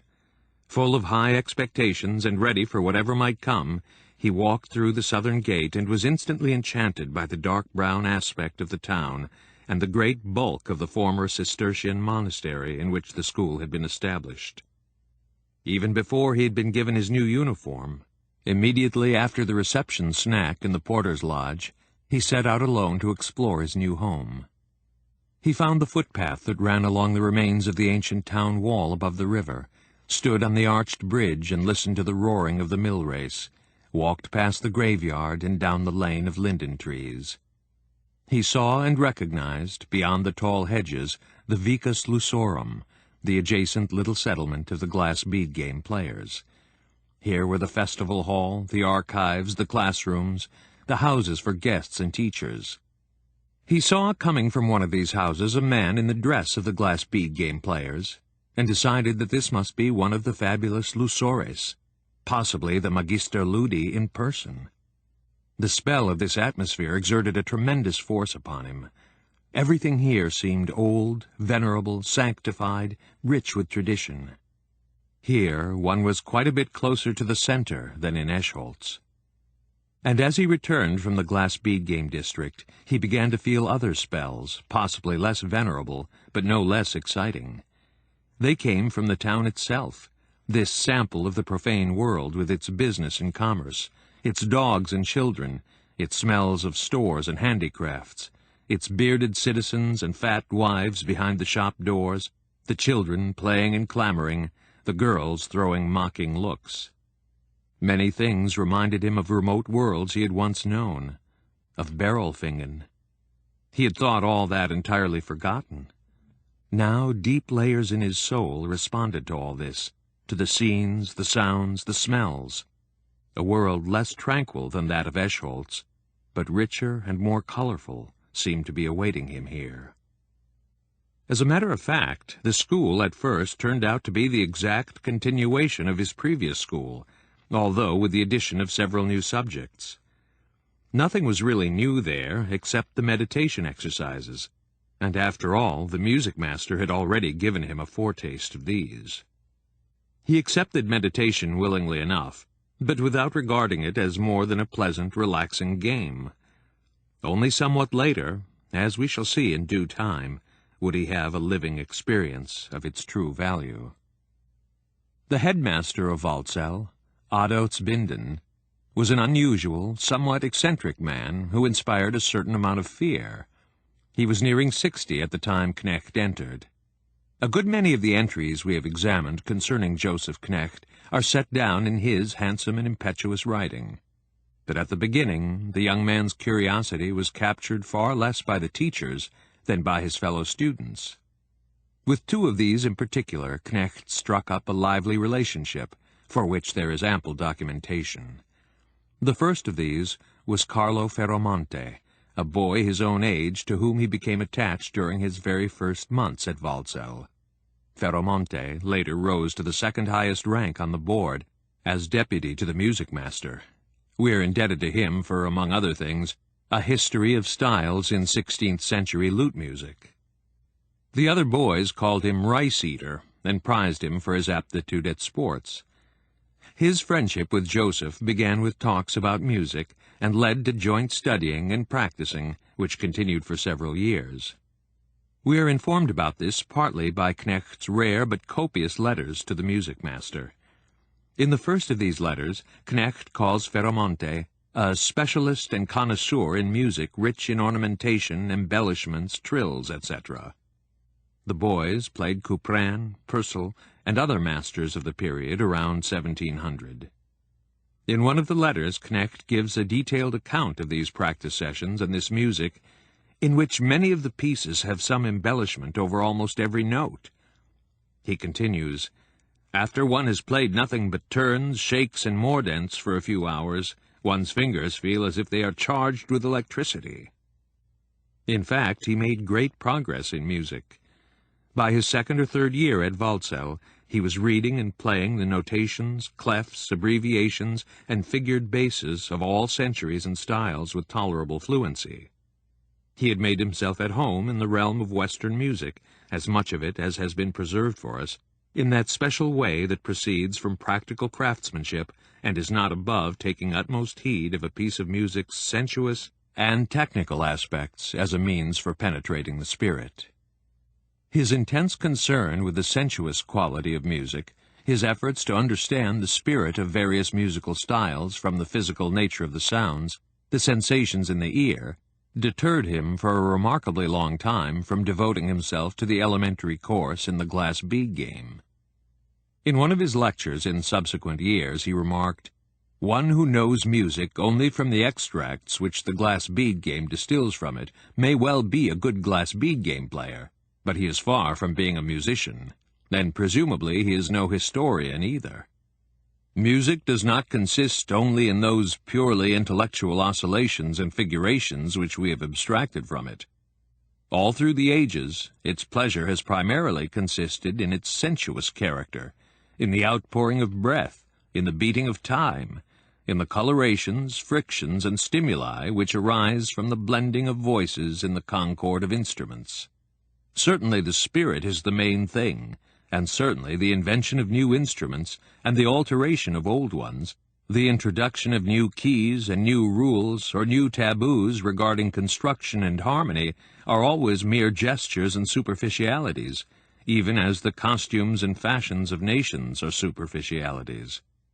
But one must have apprehended and tasted these superficial and sensuous distinctions with the senses to be able to interpret from them the nature of eras and styles. We make music with our hands and fingers, with our mouths and lungs, not with our brains alone, and someone who can read notes but has no command of any instrument should not join in the dialogue on music. Thus, too, the history of music is hardly to be understood solely in terms of an abstract history of styles.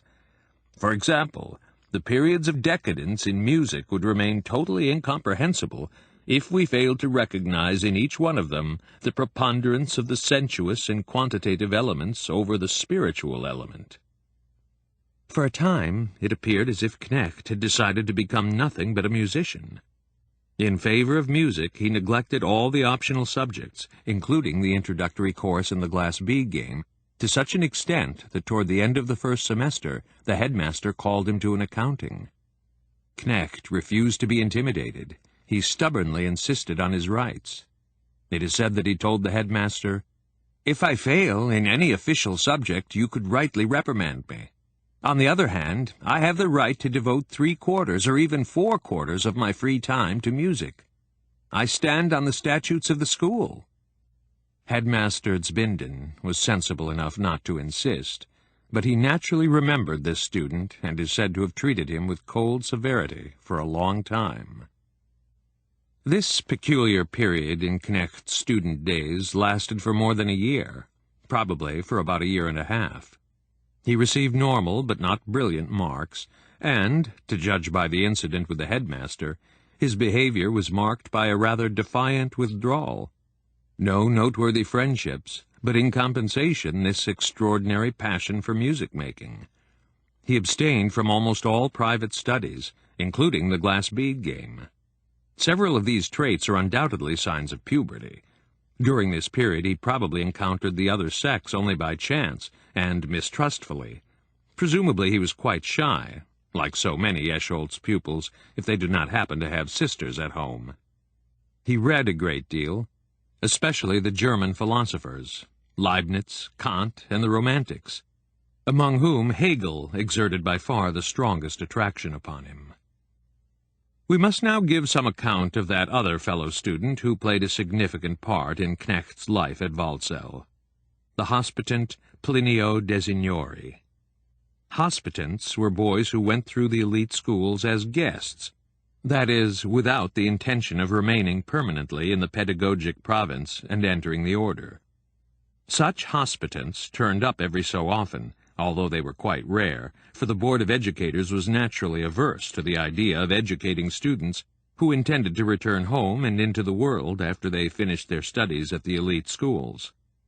However, the country had several old patrician families who had performed notable services for Castalia at the time of its foundation, and in which the custom still prevailed, it has not entirely died out to this day, of having one of the sons educated as a guest in the elite schools. It had become an established prerogative for those few families, although of course the boys in question had to be gifted enough to meet the standards of the schools. These hospitants, although in every respect subject to the same rules as all elite students, formed an exceptional group within the student body, if only because they did not grow increasingly estranged from their native soil and their families with each passing year. On the contrary, they spent all the holidays at home, and always remained guests and strangers among their fellow students, since they preserved the habits and ways of thinking of their place of origin. Home, a worldly career, a profession, and marriage awaited them. Only on very rare occasions did it happen that such a guest student, captivated by the spirit of the province, would obtain the consent of his family and, after all, remain in Castalia and enter the order. On the other hand, in the history of our country there have been several statesmen who were guest students in their youth, and now and then, when public opinion for one reason or another had turned against the elite schools and the order, these statesmen came stoutly to the defense of both. Plinio de Signori, then, was one such hospitant whom Joseph Knecht, slightly his junior, encountered in Walsall. He was a talented young man, particularly brilliant in talk and debate, fiery and somewhat restive in temperament. His presence often troubled Headmaster Zbinden, for although he was a good student and gave no cause for reprimands, he made no effort to forget his exceptional position as a hospitant and fall into line as inconspicuously as possible. On the contrary, he frankly and belligerently professed a non-Castalian, worldly point of view. Inevitably, a special relationship sprang up between these two students. Both were extremely gifted, and both had a vocation. These qualities made them brothers, although in everything else they were opposites. It would have required a teacher of unusual insight and skill to extract the quintessence from the problem that thus arose, and to employ the rules of dialectics to derive synthesis from the antitheses. Headmaster Zbinden did not lack the talent or will. He was not one of those teachers who find geniuses an embarrassment. But for this particular case, he lacked the important prerequisite, the trust of both students. Plinio, who enjoyed the role of outsider and revolutionary, remained permanently on his guard in his dealings with the headmaster.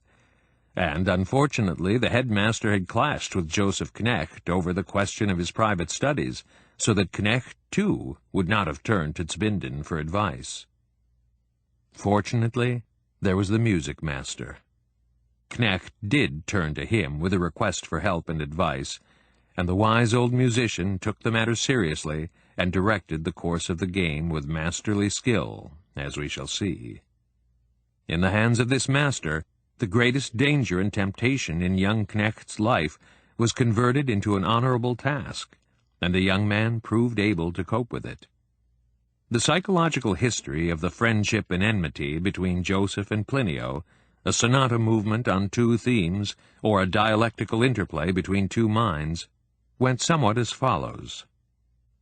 At first, of course, it was Designori who attracted his opponent. He was the elder. He was a handsome, fiery, and well-spoken young man, and above all, he was one of those from outside, a non-Castalian, a boy from the world, a person with father and mother, uncles, aunts, brothers, and sisters, one for whom Castalia, with all its rules, traditions, and ideals, represented only a stage along the road, a limited sojourn. For this rara avis, Castalia was not the world. For him, Waldsell was a school like any other. For him, the return to the world was no disgrace and punishment. The future awaiting him was not the order, but career, marriage, politics, in short, that real life which every Castalian secretly longed to know more about. For the world was the same thing for a Castalian that it had long ago been for the penitents and monks, something inferior and forbidden, no doubt, but nonetheless mysterious, tempting, fascinating. And Plinio truly made no secret of his attachment to the world. He was not in the least ashamed of it. On the contrary, he was proud of it.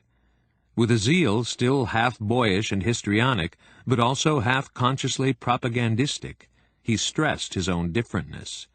He seized every pretext for setting his secular views and standards against those of Castalia, and contending that his own were better, juster, more natural, more human. In these arguments he bandied about words like nature and common sense, to the discredit of the over-refined, unworldly spirit of the school. He made use of slogans and hyperbole, but had the good taste and tact not to descend to crude provocations, but more or less to give the methods of disputation customary in Waldsell their due. He wanted to defend the world and the unreflective life against the arrogant scholastic intellectuality of Castalia, but he also wanted to prove that he could do so with his opponent's weapons. He did not want to be thought the dull-witted brute, blindly trampling around in the flower garden of culture. Now and again Joseph Knecht had stood, a silent but attentive listener, on the edges of small groups of students whose center was Designori. Plinio usually did most of the talking. With curiosity, astonishment, and alarm, Joseph had heard Plinio excoriating all authority, everything that was held sacred in Castalia. He heard everything questioned, everything he believed in exposed as dubious or ridiculous. Joseph soon noted that many in the audience did not take these speeches seriously. Some, it was clear, listened only for the fun of it, as people listen to a barker at a fair. Frequently, too, he heard some of the boys answer Plinio's charges sarcastically or seriously. Still, there were always several schoolmates gathered around this boy Plinio. He was always the center of attention, and whether or not there happened to be an opponent in the group, he always exerted an attraction so strong that it was akin to seduction. Joseph himself was as much stirred as those others who gathered around the lively orator and listened to his tirades with astonishment or laughter. In spite of the trepidation and even fear that he felt during such speeches, Joseph was aware of their sinister attraction for him. He was drawn to them not just because they were amusing. On the contrary, they seemed to concern him directly and seriously. Not that he would inwardly have agreed with the audacious orator, but there were doubts whose very existence or possibility you had only to know about, and you instantly began to suffer them. At the beginning it was not any serious suffering. It was merely a matter of being slightly disturbed, uneasy, a feeling compounded of powerful urge and guilty conscience. The time had to come, and it came, when Designori noticed that among his listeners was one to whom his words meant more than rousing entertainment and the fun of argument. a fair-haired boy who looked handsome and finely wrought, but rather shy, and who blushed and gave terse, embarrassed replies when Plinio said a friendly word to him. Evidently this boy had been trailing after him for some time, Plinio thought, and decided to reward him with a friendly gesture and win him over completely by inviting him to his room that afternoon. To Plinio's surprise, the boy held off, would not linger to talk with him, and declined the invitation. Provoked, the older boy began courting the reticent Joseph. Possibly he did so at first, only out of vanity, but later he went about it in all seriousness, for he sensed an antagonist who would be perhaps a future friend, perhaps the opposite. Again and again he saw Joseph hanging around near him, and noted the intensity with which Joseph listened, but the shy boy would always retreat as soon as he tried to approach him. There were reasons behind this conduct. Joseph had long since come to feel that this other boy would mean something important to him, perhaps something fine, an enlargement of his horizon, insight or illumination, perhaps also temptation and danger. Whatever it was, this was a test he had to pass. He had told his friend Ferramonte about the first stirrings of skepticism and restlessness that Plinio's talks had aroused in him, but his friend had paid little attention. He dismissed Plinio as a conceited and self-important fellow not worth listening to, and promptly buried himself in his music again.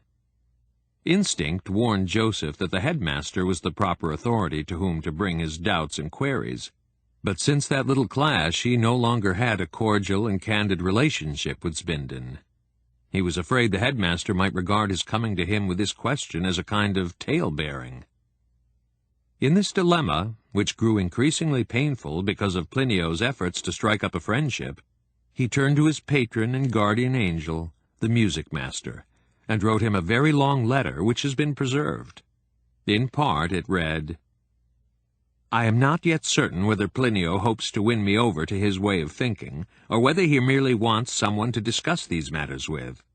I hope it is the latter, for to convert me to his views would mean leading me into disloyalty and destroying my life, which, after all, is rooted in Castalia. I have no parents and friends on the outside to whom I could return, if I should ever really desire to. But even if Plinio's sacrilegious speeches are not aimed at conversion and influencing, they leave me at a loss. For to be perfectly frank with you, dear master, there is something in Plinio's point of view that I cannot gainsay. He appeals to a voice within me which sometimes strongly seconds what he says. Presumably it is the voice of nature, and it runs utterly counter to my education and the outlook customary among us. When Plinio calls our teachers and masters a priestly caste, and us a pack of spoon-fed eunuchs, he is of course using coarse and exaggerated language, but there may well be some truth to what he says, for otherwise I would hardly be so upset by it. Plinio can say the most startling and discouraging things.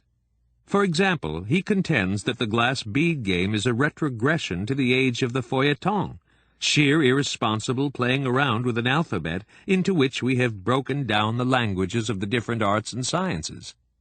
It's nothing but associations and toying with analogies, he says. Or again, he declares that our resigned sterility proves the worthlessness of our whole culture and our intellectual attitudes. We analyze the laws and techniques of all the styles and periods of music, he points out, but produce no new music ourselves. We read and exposit Pindar or Goethe, and are ashamed to create verse ourselves. Those are accusations I cannot laugh at, and they are not the worst. They are not the ones that wound me most. It is bad enough when he says, for example, that we Castalians lead the life of artificially reared songbirds, do not earn our bread ourselves, never face necessity and the struggle for existence, neither know or wish to know anything about the portion of humanity whose labor and poverty provide the base for our lives of luxury. The letter concluded, "Perhaps I have abused your friendliness and kindness, Reverendissime, and I am prepared to be reproved. Scold me, impose penances on me, I shall be grateful for them. But I am in dire need of advice. I can sustain the present situation for a little while longer, but I cannot shape it into any real and fruitful development, for I am too weak and inexperienced. Moreover, and perhaps this is the worst of all, I cannot confide in our headmaster unless you explicitly command me to do so. That is why I have troubled you with this affair, which is becoming a source of great distress to me. It would be of the greatest value to us if we also possessed the master's reply to this cry for help in black and white. But the reply was given orally. Shortly after Knecht wrote, the Magister Musicae himself arrived in Walsall to direct an examination in music, and during the days he spent there he devoted considerable time to his young friend. We know of this from Knecht's later recollections. The music master did not make things easy for him. He began by looking closely into Knecht's grades, and into the matter of his private studies as well. The latter, he decided, were much too one-sided. In this regard the headmaster had been right, and he insisted that Knecht admit as much to the headmaster. He gave precise directives for Knecht's conduct toward Designori, and did not leave until this question too had been discussed with Headmaster Zbinden. The outcome was twofold. That remarkable joust between Designori and Knecht, which none who looked on would ever forget, and an entirely new relationship between Knecht and the headmaster. Not that this relationship ever partook of the affection and mystery that linked Knecht to the music master, but at least it was lucid and relaxed. The course that had been traced for Knecht determined the shape of his life for some time. He had been given leave to accept Designori's friendship, to expose himself to his influence and his attacks without intervention or supervision by his teachers. But his mentor specifically charged him to defend Castalia against the critic, and to raise the clash of views to the highest level. That meant, among other things, that Joseph had to make an intensive study of the fundamentals of the prevailing system in Castalia and in the order, and to recall them to mind again and again. The debates between the two friendly opponents soon became famous and drew large audiences. Designori's aggressive and ironic tone became subtler, his formulations stricter and more responsible, his criticism more objective. Hitherto, Plinio had been the winner in this contest. Coming from the world, he possessed its experience, its methods, its means of attack, and some of its ruthlessness as well. From conversations with adults at home, he knew all the indictments the world could muster against Castalia. But now, Knecht's replies forced him to realize that although he knew the world quite well, better than any Castalian, he did not by any means know Castalia and its spirit as well as those who were at home here, for whom Castalia had become both native soil and destiny. He was forced to realize, and ultimately to admit, that he was a guest here, not a native, that the outside world had no exclusive claim on self-evident principles and truths arrived at through centuries of experience. Here, too, in the pedagogic province, there was a tradition, what might even be called a nature, with which he was only imperfectly acquainted, and which was now being upheld by its spokesman, Joseph Knecht. Knecht, for his part, in order to cope with his part as apologist, was obliged to put a great deal of study, meditation, and self-discipline into clarifying and deepening his understanding of what he was required to defend. In rhetoric, Designori remained his superior. His worldly training and cleverness supported his natural fire and ambition. Even when he was being defeated on a point, he managed to think of the audience and contrive a face-saving or witty line of retreat. Knecht, on the other hand, when his opponent had driven him into a corner, was apt to say, "I shall have to think about that for a while, Plinio. Wait a few days, I'll come back to that point." The relationship had thus been given a dignified form. In fact, for the participants and the listeners, the dispute had already become an indispensable element in the school life of Walsall. But the pressure and the conflict had scarcely grown any easier for Knecht. Because of the high degree of confidence and responsibility that had been placed upon him, he mastered his assignment, and it is proof of the strength and soundness of his nature that he carried it out without any visible damage. But privately, he suffered a great deal. If he felt friendship for Plinio, he felt it not only for an engaging and clever, cosmopolitan and articulate schoolmate, but also for that alien world which his friend and opponent represented, with which he was becoming acquainted, however dimly, in Plinio's personality, words, and gestures. That so-called real world in which there were loving mothers and children, hungry people and poorhouses, newspapers and election campaigns. That primitive and at the same time subtle world to which Plinio returned at every vacation in order to visit his parents, brothers, and sisters, to pay court to girls, to attend union meetings, or stay as a guest at elegant clubs, while Joseph remained in Castalia, went tramping or swimming, practiced Froberger's subtle and different fugues, or read Hegel. Joseph had no doubt that he belonged in Castalia and was rightly leading a Castalian life, a life without family, without a variety of legendary amusements, a life without newspapers and also without poverty and hunger, though for all that Plinio hammered away at the drone's existence of the elite students, he too had so far never gone hungry or earned his own bread. No, Plinio's world was not better and sounder, but it was there. It existed, and as Joseph knew from history, it had always been, and had always been similar to what it now was.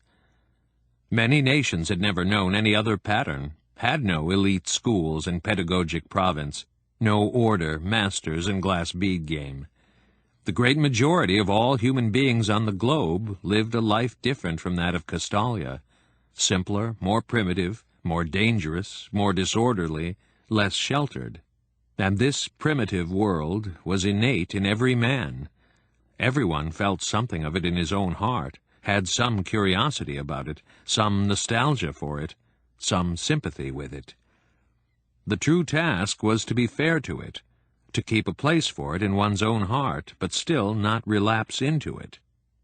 For alongside it and superior to it was the second world, that of Castalia, the world of mind, artificial, more orderly, more secure, but still in need of constant supervision and study. To serve the hierarchy, but without doing an injustice to that other world, let alone despising it, and also without eyeing it with vague desire or nostalgia, that must be the right course. For did not the small world of Castalia serve the great world, provide it with teachers, books, methods, act as guardian for the purity of its intellectual functions and its morality? Castalia remained the training ground and refuge for that small band of men whose lives were to be consecrated to mind and to truth. Then why were these two worlds apparently unable to live in fraternal harmony, parallel and intertwined? Why could an individual not cherish and unite both within himself? One of the rare visits from the music master came upon a day when Joseph, exhausted by his task, was having a hard time preserving his balance. The master diagnosed his state from a few of the boy's illusions. He read it even more plainly in Joseph's strained appearance, his restive looks, his somewhat nervous movements. He asked a few probing questions, was met by moroseness and uncommunicativeness, and gave up that approach. Seriously concerned, he took the boy to one of the practice rooms under the pretext of telling him about a minor musicological discovery.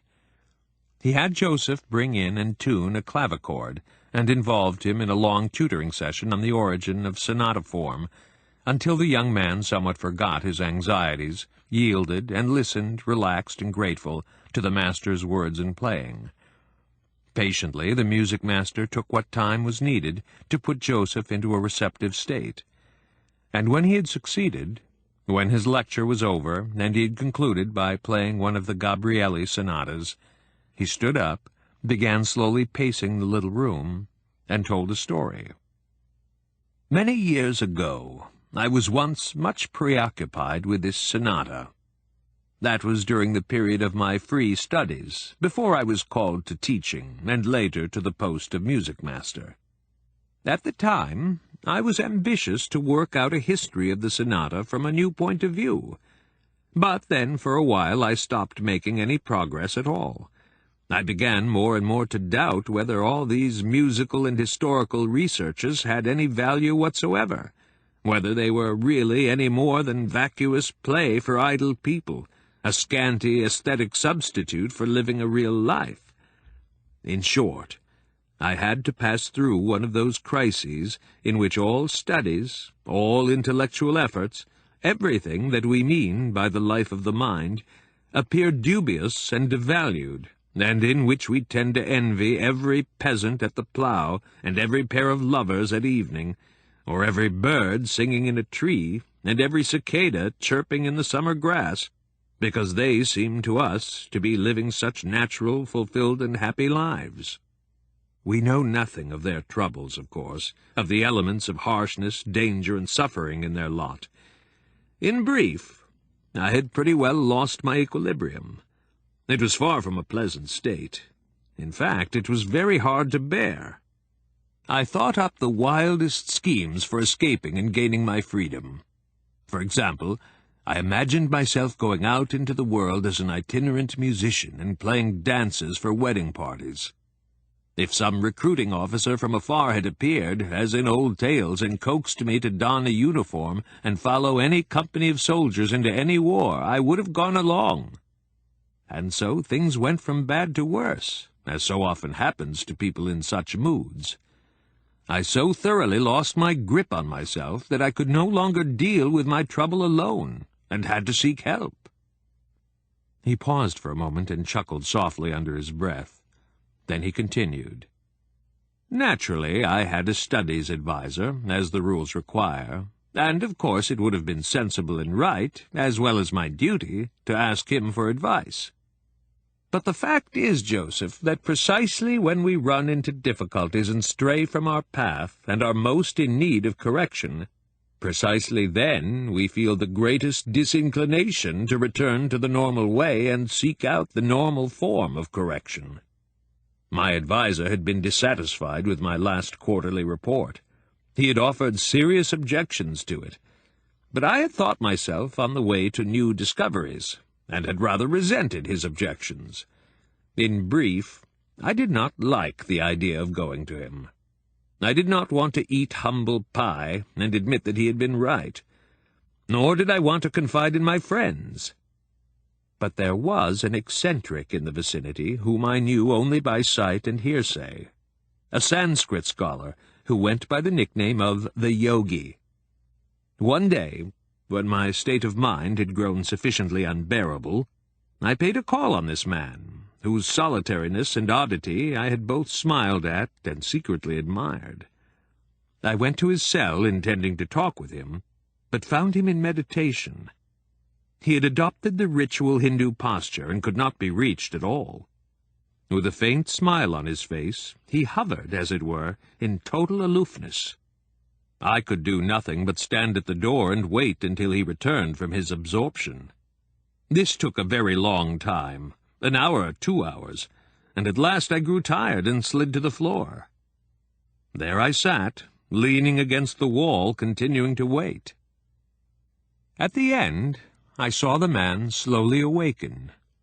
He moved his head slightly, stretched his shoulders, slowly uncrossed his legs, and as he was about to stand up, his gaze fell upon me. "What do you want?" he asked.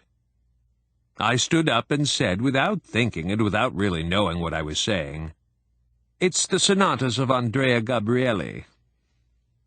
He stood up at this point, seated me in his lone chair, and perched himself on the edge of the table. "Gabrieli?" he said. "What has he done to you with his sonatas?" I began to tell him what had been happening to me, and to confess the predicament I was in. He asked me about my background with an exactness that seemed to me pedantic. He wanted to know about my studies of Gabrieli and the sonata, at what hour I rose in the morning, how long I read, how much I practiced, when were my meal times, and when I went to bed. I had confided in him, in fact imposed myself on him, so that I had to put up with his questions, but they made me ashamed. They probed more and more mercilessly into details, and forced me to an analysis of my whole intellectual and moral life during the past weeks and months. Then the yogi suddenly fell silent, and when I looked puzzled, he shrugged and said, Don't you see yourself where the fault lies?" But I could not see it. At this point he recapitulated with astonishing exactness everything he had learned from me by his questioning. He went back to the first signs of fatigue, repugnance, and intellectual constipation, and showed me that this could have happened only to someone who had submerged himself disproportionately in his studies, and that it was high time for me to recover my self-control and to regain my energy with outside help. Since I had taken the liberty of discontinuing my regular meditation exercises, he pointed out, I should at least have realized what was wrong as soon as the first evil consequences appeared, and should have resumed meditation. He was perfectly right. I had omitted meditating for quite a while on the grounds that I had no time, was too distracted or out of spirits, or too busy and excited with my studies. Moreover, as time went on, I had completely lost all awareness of my continuous sin of omission. Even now, when I was desperate and had almost run aground, it had taken an outsider to remind me of it. As a matter of fact, I was to have the greatest difficulty snapping out of this state of neglect. I had to return to the training routines and beginner's exercises in meditation in order gradually to relearn the art of composing myself and sinking into contemplation. With a small sigh, the Magister ceased pacing the room. That is what happened to me, and to this day I am still a little ashamed to talk about it. But the fact is, Joseph, that the more we demand of ourselves, or the more our task at any given time demands of us, the more dependent we are on meditation as a wellspring of energy, as the ever-renewing concord of mind and soul.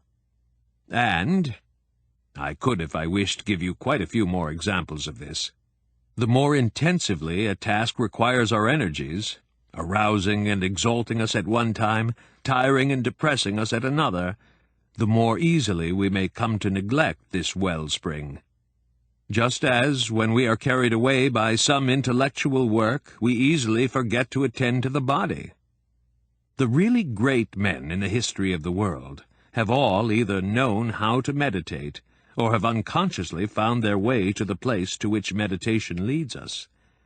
Even the most vigorous and gifted among the others all failed and were defeated in the end, because their task or their ambitious dream seized hold of them, made them into persons so possessed that they lost the capacity for liberating themselves from present things and attaining perspective. Well, you know all this. It's taught during the first exercises, of course. But it is inexorably true. How inexorably true it is, one realizes only after having gone astray. This story had just enough effect upon Joseph for him to apprehend the risk he himself was running, so that he turned to his meditation exercises with renewed seriousness. What really impressed him was the fact that the master had for the first time revealed to him something of his personal life, of his youth and early studies. For the first time, Joseph fully realized that even a demigod, even a master, had once been young and capable of erring. He felt gratitude, too, for the confidence the revered master had placed in him by making this confession. It was possible for one to go astray, to flag, to make mistakes, to break rules, and still to deal with all such difficulties, to find one's way back, and in the end even to become a master. Joseph overcame the crisis. During the 2 or 3 years at Walsall, during which the friendship between Plinio and Joseph continued, the school watched the spectacle of these combative friends like a drama in which everyone had at least some small part, from the headmaster to the youngest freshman. The two worlds, the two principles, had become embodied in Knecht and Designori. Each stimulated the other. Every disputation became a solemn and symbolic contest which concerned everyone at the school. From every contact with his native soil on the holiday visits home, Plinio would bring back new energy, and from every withdrawal for reflection, from every new book, every meditation exercise, every meeting with the Magister Musicae, Joseph also derived new energy, made himself better fitted to be the representative and advocate of Castalia. As a child, he had experienced his first vocation. Now he experienced the second. These years shaped and forged him into the perfect Castalian. He had also some time ago completed his elementary lessons in the Glass Bead Game, and even then, during holidays and under the eye of a games director, had begun sketching out his own Glass Bead Games. In this activity he now discovered one of the most abundant sources of joy and relaxation. Not since he had insatiably practiced harpsichord and piano pieces with Carlo Ferramonte had anything done him so much good, so refreshed, strengthened, reassured, and delighted him, as did these first advances into the starry firmament of the Glass Bead Game. During these same years, young Joseph Knecht wrote those poems which have been preserved in Ferramonte's copy. It is quite possible that there were originally more of them than have come down to us, and it may be assumed that the poems, the earliest of which dates back to a time before Knecht's introduction to the Glass Bead Game, helped him to carry out his role and to withstand the many tests of those critical years. Here and there in these poems, some skillfully wrought and some hastily scribbled, every reader will discover traces of the profound upheaval and crisis through which Knecht was then passing under the influence of Plinio. A good many of the lines sound a note of profound disturbance, of fundamental doubts about himself and the meaning of his life, until, in the poem entitled The Glass Bead Game, he seems to have attained belief and surrender. Incidentally, a measure of concession to Plinio's world, an element of rebellion against certain unwritten laws of Castalia, is contained in the mere fact that he wrote these poems, and even on occasion showed them to several schoolmates. For while Castalia has in general renounced the production of works of art, even musical production is known and tolerated there only in the form of stylistically rigid composition exercises, writing poetry was regarded as the most impossible, ridiculous, and prohibited of conceivable acts. Thus these poems were anything but a game, anything but an idle calligraphic amusement. It took high pressure to start this flow of productivity, and a certain defiant courage was required to admit to the writing of these verses. It should also be mentioned that Plinio de Signori likewise underwent considerable change and development under the influence of his antagonist. This was reflected in more than the refinement of his methods of argument. During the comradely rivalry of those school years, Plinio saw his opponent steadily rising and maturing into an exemplary Castalian. The figure of his friend more and more vigorously and vividly embodied for him the spirit of the province. Just as he himself had infected Joseph with some of the atmospheric turbulence of his own world, he, for his part, inhaled the Castalian air and succumbed to its charm and power. In his last year at the school, after a 2-hour disputation on the ideals and perils of monasticism, fought out in the presence of the highest Glass Bead Game class, Plinio took Joseph out for a walk and made a confession to him. We quote it from a letter of Ferramonte's. "Of course I've known for a long time, Joseph, that you are not the credulous Glass Bead Game player and Castalian saint whose part you have been playing so splendidly. Each of us stands at an exposed spot in this battle, and each of us probably knows that what he is fighting against rightfully exists and has its undeniable value. You yourself take the side of intensive cultivation of the mind, I the side of natural life. In our contest you have learned to track down the dangers of the natural life and have made them your target. Your function has been to point out how natural, naive living without discipline of the mind is bound to become a mire into which men sink, reverting to bestiality. And I, for my part, must remind you again and again how risky, dangerous, and ultimately sterile is a life based purely upon mind. Good. Each defends what he believes to be primary, you mind, and I nature. But don't take offense. It sometimes seems to me that you actually and naively consider me an enemy of your Castalian principles, a fellow who fundamentally regards your studies, exercises, and games as mere tomfoolery, even though he briefly joins in them for one reason or another. How wrong you would be if you really believed that, my friend. I'll confess to you that I am infatuated with your hierarchy. that it often enthralls me like happiness itself. I'll confess to you that some months ago, when I was at home with my parents for a while, I had it out with my father, and won his permission for me to remain a Castalian and enter the order, if this should be my desire and decision at the end of my school days. I was happy when he at last gave his consent. As it happens, I shall not make use of his permission. I've recently realized that. Not that I've lost my taste for it, not at all. But I more and more see that for me to remain among you would mean escaping. It would be a fine, a noble escape, perhaps, but still an escape. I shall return and become a man of the outside world, but one who continues grateful to your Castalia, who will go on practicing a good many of your exercises, and will come every year to join in the celebration of the great Glass Bead Game.